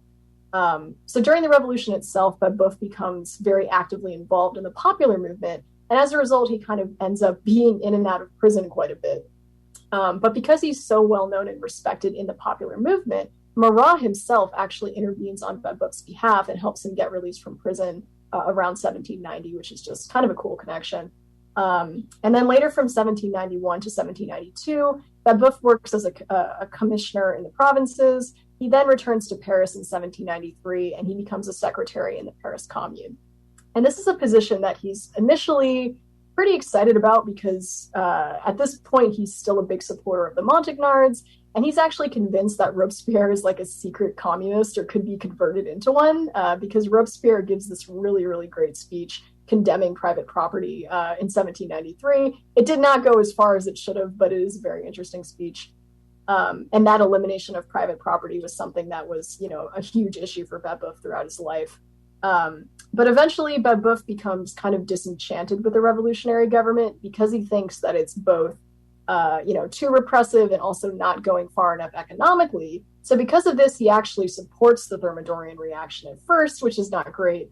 But this really starts to change once he meets a couple friends of Robespierre's, including the Italian socialist Philippe Buonarroti, who brings him into this ongoing underground movement in France to overthrow the Directory, which is known as the Equals. So the more that Babeuf kind of gets to know Buonarroti, and the more miserable that the Directory is continuing to make life for everybody in France, the more that Babeuf comes to really admire Robespierre and the revolutionary government, because he kind of sees what we were just talking about, which is that the level of bourgeois reaction that they were up against was so intense, and he understands kind of why they felt they had to be so harsh in order to suppress it. So in this really significant letter that he writes to his friend Bodson, who was another radical who hated the revolutionary government because he was a big fan of Babeuf, Babeuf writes this pretty blunt note that I think is really interesting. So he says, I freely confess today that I'm vexed with myself for having formerly taken an unfavorable view of the revolutionary government, Robespierre and Saint-Just. I believe that these men alone were worth more than all the revolutionaries put together, and that their dictatorial government was a devilish good idea. All that has happened since these men and their government ceased to exist is perhaps a sufficient justification of this assertion. I do not at all agree with you that they committed great crimes and caused the death of many Republicans. Not so very many, I think. Robespierreism exists everywhere in the Republic, among all the thoughtful and clear-sighted classes, and naturally among the people. The reason for this is simple. It's that Robespierreism is democracy, and that these two words are absolutely identical. So in raising up Robespierreism, you're sure to be raising democracy. So, unbelievable, amazing letter. I love that letter so much, but it really just goes to show Babeuf's kind of changing ideological viewpoint at this point. And we'll sometimes see Babeuf get classed as an anarchist, and I think it's kind of fair to overall class him as like an anarcho-communist, but he actually did see the necessity of both a vanguard party and a kind of dictatorship of the proletariat as these two very temporary steps between the success of a revolutionary movement and the decentralized communist society that he ultimately wanted. So he's a little bit more complicated in that sense. But going into 1796, Babeuf, Buonarroti, and the other equals, which includes some surviving Jacobins from the Revolution, finally planned to launch an insurrectionary movement in Paris to restore the radical revolution. And they publicly and purposely call themselves the Insurrectionary Committee of Public Safety, which I think is so great. And they become popular in Paris by promising bread in the Constitution of 1793. Nice. So an explicit combination of both the economic and the political, which is, a vast improvement from the kind of previous period. And around this time, Babeuf is also really cranking out these very pro-Robespierre and even openly communist issues of his newspaper, the Tribune of the People, which has kind of become like the new Ami du Peuple, and it's always sending him on the run from like Directory authorities. He's in and out of prison. Babeuf, I think, goes to prison more than any other French revolutionary. He is like constantly in and out of jail. But unfortunately, the equals never really get a chance to launch their revolution because one branch of their movement is ultimately infiltrated by a Directory spy who is sent by Lazare Carnot, who, if you remember from earlier, was one of the key Thermidorian moderates and a very, very huge and personal enemy of Robespierre and Saint-Just. So leaving this guy alive was really a horrible mistake that they made because he is involved in pretty much every period of reaction up until Napoleon. He's also buried in the Pantheon, of course. And Robespierre and Saint-Just aren't, but Carnot is. So. Yeah. Marat was originally put there, but then yes. In reaction, his shit was ripped out, and he's somewhere else now. Exactly, yeah, and that happens during the Thermidorian reaction. They remove Marat from the Pantheon, which is great. But so Babeuf, Buonarroti, and the other equals end up being arrested by the Directory government. They're put on trial. Babeuf tries to defend himself, but there really isn't there's nothing he can kind of do at that point. And he's executed in 1797 for inciting quote unquote anarchy, which was kind of like the standard charge that was thrown at anyone who advocated policies like communalism, which were seen as very far left. So for me, the execution of Babeuf is really the final nail in the coffin for the radical revolution. But if we do want to look at the positives, we do see that Babeuf's legacy has this really huge and direct influence on both Marx and Engels, who view Babeuf as the man who gave rise to the communist idea, I think is what they say about him. Nice. So we do get to see this kind of clear and consistent through line from Robespierre and Saint-Just and the more radical popular elements of the revolution to Babeuf, who builds on their economic shortcomings, and then from Babeuf to Marx and Engels, and then eventually to Lenin and Stalin and Mao. So in many ways, even though Babeuf was very upset and discouraged when he was executed because he saw just the level of reaction that France was faced with, he really did succeed, at least in influencing world communism, which is definitely a significant accomplishment. Yeah, absolutely fascinating. We could, and you're more than welcome to come back on and do this, have an entire episode on just him and his life. Absolutely. But to all my Maoist friends out there, the conspiracy of equals does sound a little bit like the Gang of Four, doesn't it? A little bit of prelude there. That's interesting. Yeah, Okay. For sure. All right. So we have a couple more questions here. And I think we're coming up on 2 hours, which is fine because, an episode like this could last much longer than that. And you are genuinely doing an expert job of breaking this stuff down and summarizing this very complicated and, nuanced history. But the question I want to ask next is, what was the role of women in the French Revolution? I mean, all the names that we're discussing are mostly, men. And of course, this is the 1700s, so this is pre-feminism. Right. But what was the role of women in the French Revolution? Because every successful, left-wing revolution lives and dies on the role of women. So I'm very curious about their role here. Yeah, absolutely. So women, pretty much like you identified, were also very essential to the French Revolution. But as is the case with most revolutionary periods, they aren't a monolith of experience. So it's kind of tricky to answer this question. And this is another one that you could probably spend 4 hours just talking about, but I'll try to condense it much more than that. So first, I think it's important to understand what kinds of gender dynamics were underlining the revolution as a result of the Enlightenment. So we've talked about him a bunch at this point, but the Enlightenment philosopher who probably had the biggest impact on the revolutionaries' idea of gender roles was Rousseau. And in this case, we're looking specifically at his kind of endorsement of gender complementarianism, which is essentially this idea that men and women have separate but equally important roles to play in building and maintaining a society. So, for example, politics are seen as a male domain, whereas the home is seen as a female one. And obviously this is all, very gender essentialist, rooted in gender binary. So, I apologize for that, but that's just kind of the way it was at the time. Totally. But yeah, for Rousseau, women aren't only responsible for just kind of, giving birth, but also for raising and educating their children correctly so that they're able to participate in society in the right way. So they did have a big role to play, even if it was one that was very limited and kind of, predicated on misogyny. But what's really kind of crazy and seems nonsensical to us as modern feminists is that this framework was actually really popular with women during the revolution, particularly many radical women who were involved with the popular movement. And this kind of gets into the larger paradox of, women during the French Revolution. So on one hand, you have more moderate revolutionary women like Olympe de Gouges is a big name, Théone de Méricourt, and these were feminists who were associated with the Gironde faction. And were primarily interested in campaigning for women's suffrage. And they were supported to some degree by the men of the Gironde, most specifically Condorcet, who is one of the few, quote unquote, feminist revolutionary men. But the Gironde were still, very disliked by the popular movement in France, and especially in Paris, particularly among radical women who actually preferred Montagnard revolutionaries like Robespierre and Marat, even though both of them kind of endorsed this very goofy revolutionary version of Rousseau's gender complementarianism.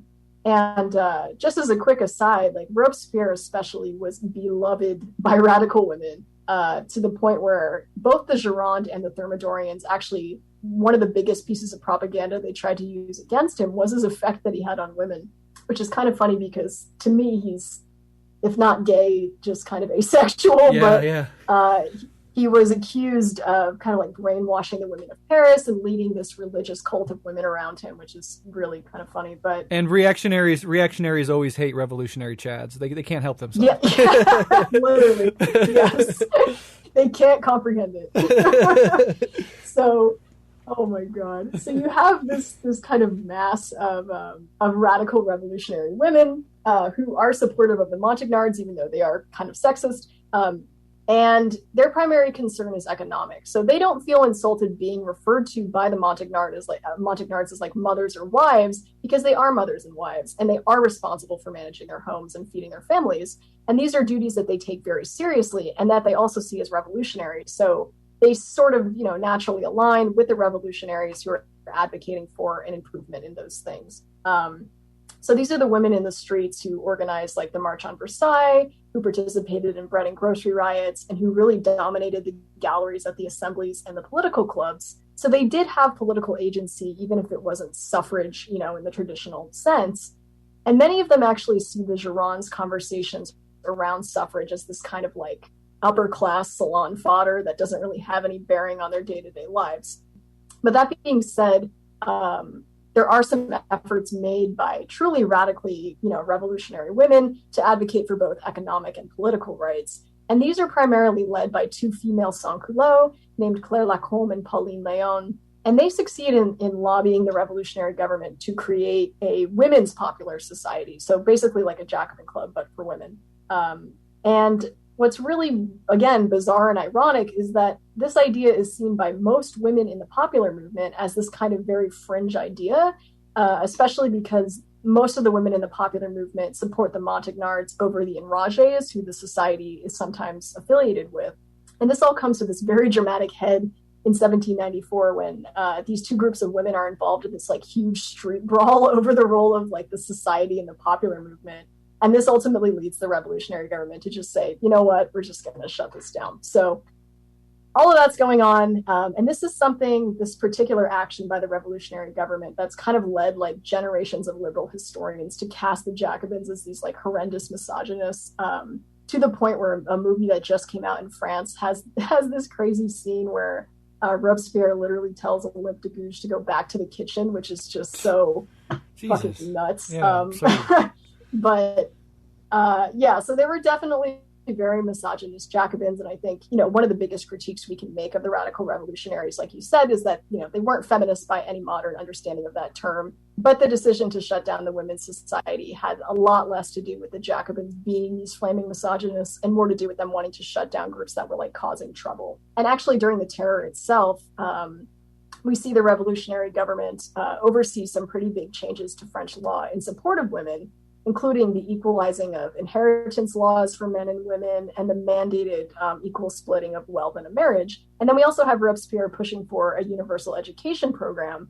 And it is true that this was a very gender complementarian proposal. Like women would be taught like how to keep a house and do, things that are very misogynist to us now, but it would have still set the precedent for women to have the right to be educated for free by the state, which would have been huge. And it was also very popular with women, even though that makes no sense to us. So, of course, none of these things end up being very long lasting because after Thermidor, we do see the French government take a truly reactionary stance on the role of women in politics. So not only do women lose many of these legal gains and education promises, they also lose any political agency that they did have when the Directory just outright bans them from being able to participate in the public galleries exactly because they were so supportive of Robespierre. So like many things after Thermidor, rights for women do get set back quite a ways with essentially the rise of capitalism in France. Yeah, right.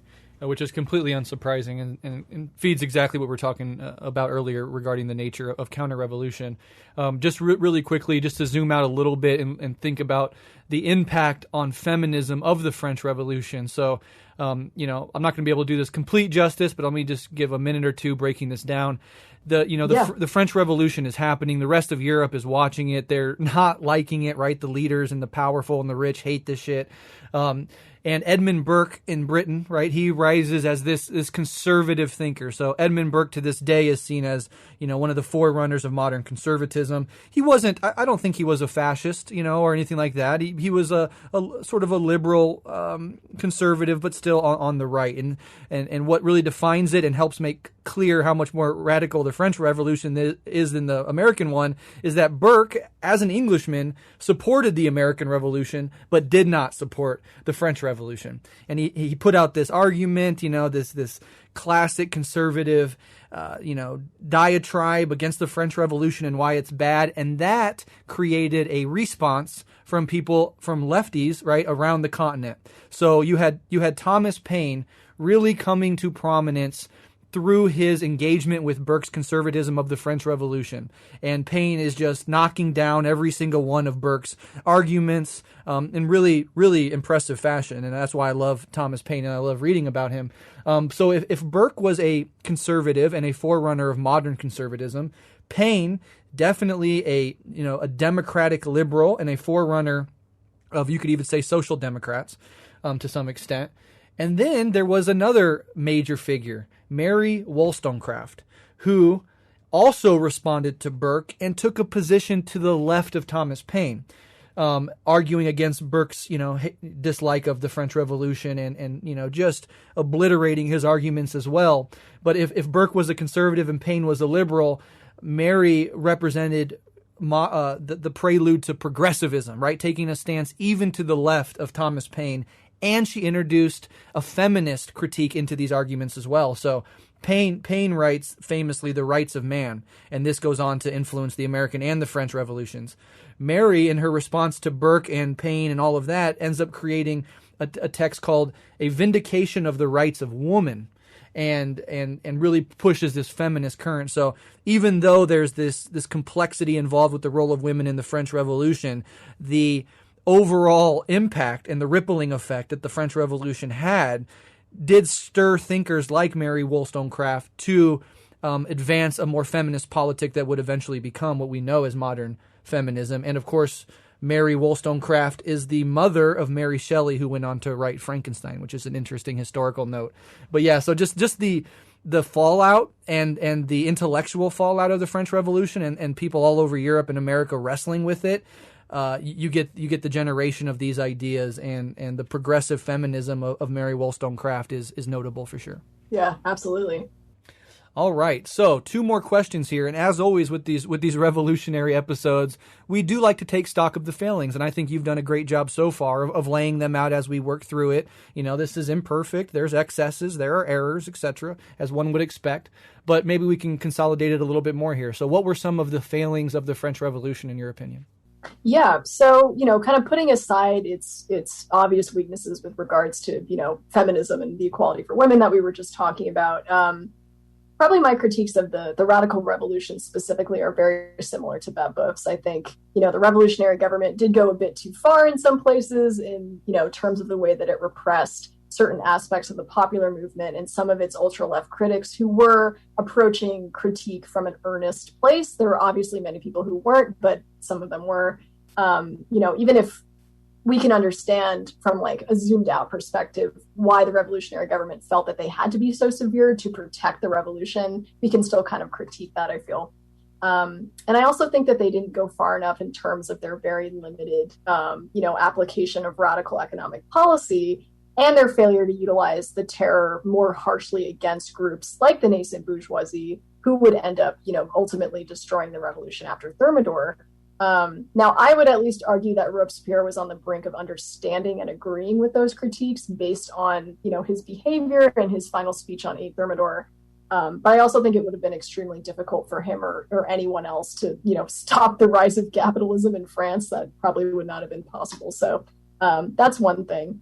And then I also think that paranoia and suspicion are 2 things that get, very, very overhyped about the terror or any revolutionary period, but that were still to some extent legitimate issues, particularly when it came to this paranoia about like external and internal forces trying to destroy the revolution. And again, it's very easy to understand why the revolutionaries would be paranoid about that, given the amount of legitimate, external and internal threats they did face, and all of the double crossings and people defecting. And it's easy to understand why they had those feelings. But this paranoia did lead to, either the arrest or the execution of people who probably shouldn't have been arrested or executed. Particularly during this period, this event known as the September Massacres in 1792. In which we see a crowd of radical Parisians just kind of storm prisons and begin indiscriminately killing prisoners because they were afraid that they were planning a royalist counter-revolution. But overwhelmingly, most of the people who died in that event were just common criminals who got caught up in like the hysteria of the moment. And that's not even getting into, the many excesses and legitimate war crimes that were committed by provincial tribunals and by convention deputies on mission in the Vendée and Lyon. And paranoia was also what made even the most radical revolutionaries initially wary of the Haitian Revolution, because they were worried that it was being financed by like the Austrians or the Spanish or whatever to destroy France. And this then turned into the fear that it was another Vendée, which was an extremely kind of shitty way to view a very legitimate revolution in a place that the French had no right to, own or enslave people on in the first place. And, what the brutality of the slavery, of any slavery, but especially what was going on in Haiti, was so unbelievably horrific that, they should have obviously been on the side of the slaves to begin with. And that also then touches on, the revolution's complete failure to consider anything close to what we'd consider as like anti-colonial theory with regards to Haiti. But yeah, I think that's kind of a summary of all that. I would say the revolution both went too far in some ways, not far enough in others, and that it was, ultimately forced to kind of be constrained by the limits of the historical time period that it was happening in, and this kind of inevitable rise of capitalism that nobody could have really stopped. Absolutely, yeah. Well said. And, out of this reign of terror and its excesses, which were certainly present, as you've said, you get this idea of the revolution eating its own children. We've all heard that phrase a million times, and it really it comes out of the reign of terror, but is applied, to other revolutions ever since, and specifically to the Stalinist era in particular. And I do think the purges under Stalin, which, did a similar thing as the reign of terror, which eventually started killing Bolsheviks, killing comrades who made the revolution possible, who risked their entire life to do revolution because of this paranoia and suspicion. Now, you are in a hothouse of political intensity, and there are attacks from every fucking angle. So you almost can't blame them for being paranoid or suspicious, but it can be taken too far. And I think what we can learn about as leftists today, as communists, as socialists today, is that there is this sort of shadow side of our tradition, of our movements, where at times, and to some extent are understandable given, as I said, the hothouse conditions, it goes too far. You turn in on yourself. You begin seeing plots and, conspirators and counter-revolutionaries, even among comrades who you once stood shoulder to shoulder with. Robespierre oversaw the execution of his childhood friend Danton. And, Stalin did similar things with his Bolshevik comrades. And it wasn't just Stalin. As we've said, this is hyper-simplification. The Stalinist era, the purges that took place, many of them completely outside of Stalin's control, as we know. But just pointing this out to say, this is something we shouldn't disregard. This is something that is in our tradition, and it is something that needs to be guarded against for many future, attempts at revolution, whether that happens here or anywhere else. And I think just coming to terms with that and being honest about it is, really important for us on the communist left to do. It's important for us to wrestle with it in an honest and good faith way, and to understand that we don't need to do apologia for every single thing that's ever happened under our banner. I mean, and in the face of so much propaganda and counter-revolutionary myth-making, it's understandable why we would want to, but we should be restrained, and we should be honest about these things, and we should work to prevent them in the future. That's all you can really say. Yeah, exactly. I completely agree. All right, final question. And, now that we've kind of talked about some of the failings, what did it accomplish? And why is the French Revolution significant? And why should we care about it today as communists, as socialists, as revolutionary leftists of any sort? So obviously, there are probably 400 million ways to answer this question, but I do want to approach it more from the perspective of, why we as leftists or Marxists in particular should either care about or defend the French Revolution.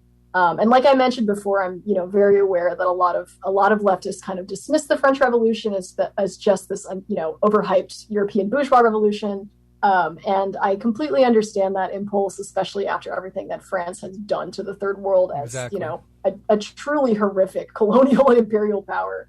But even if we put aside like Babeuf's, undeniable impact on Marx and the Commune and the way that that's inseparable from the radical history of the French Revolution, I think, as I've said a couple times now, that dismissing the entire thing is equal to the very reactionary American Revolution, which, as you pointed out, was primarily fought by, rich settlers and slave owners just so that they could pay lower taxes, is a very, ahistorical and kind of unfair way to view this time period.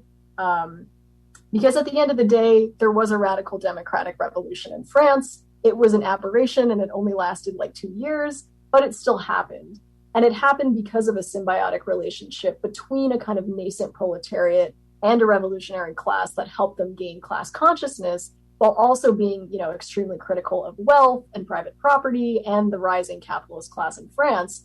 So if anything, the revolution only truly becomes bourgeois, in my opinion, after Thermidor. And I mean, again, even in Robespierre's final speech on the 8th, we see him really coming down against France's kind of financiers and bankers for edging things in this direction. And even Lenin himself, primarily because he was, not only writing theory, but living it, acknowledged the radical revolution's significance for Marxists when he wrote that, quote, The bourgeois historians see in Jacobinism a downfall. The proletariat historians regard Jacobinism as the greatest expression of an oppressed class in its struggle for liberation. The Jacobins gave France the best model of a democratic revolution. They repelled in exemplary fashion the coalition of monarchs formed against the Republic. It's natural for the bourgeoisie to hate Jacobinism. It's natural for the petty bourgeoisie to fear it. The class-conscious workers and toilers have faith in the total transfer of power to the revolutionary oppressed class, for that is the essence of Jacobinism.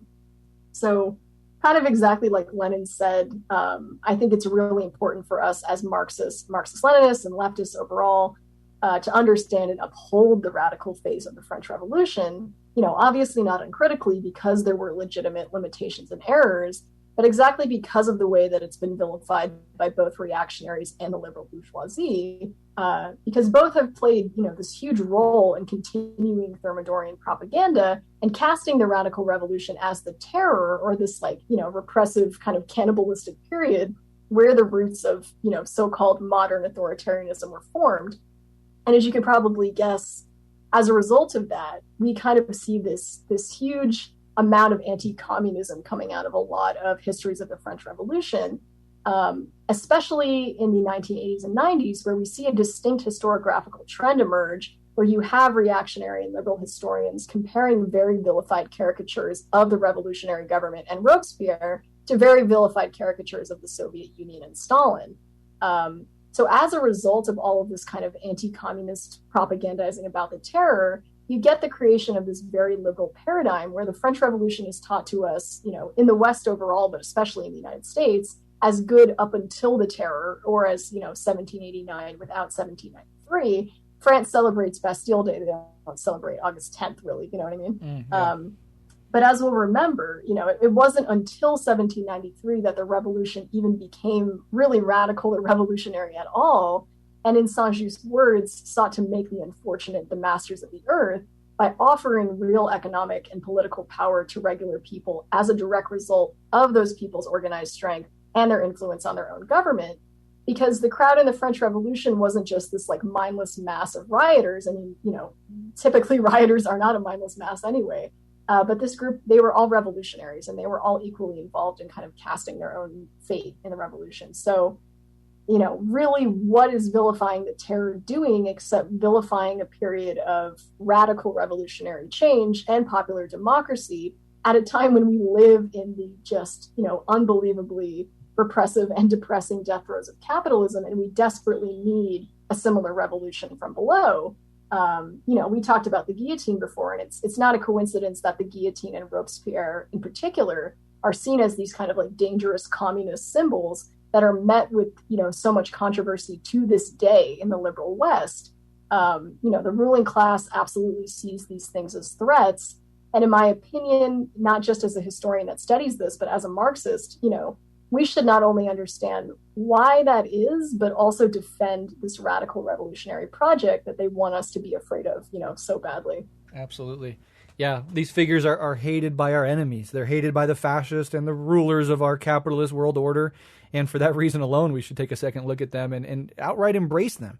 If Stalin and Mao and Robespierre and Castro and Lenin and Marx and all the rest, if they terrify these people so much, if they can't stand them, if they have to go out of their way to propagandize against them and slander them, it's because there's real power in not only their actual lived experience and the material impact they made on the world, but in their continued relevance for working, poor, oppressed people of all sorts. And so this is our tradition. We should embrace it. And if it's good enough for Lenin, it's certainly good enough for me. Yeah, my thoughts exactly. And it really was a wildfire whose sparks continued after the main fire itself was extinguished. Democracy in Europe today can be traced back to the French Revolution, no matter how imperfect that democracy is, no matter how bourgeois it ultimately is.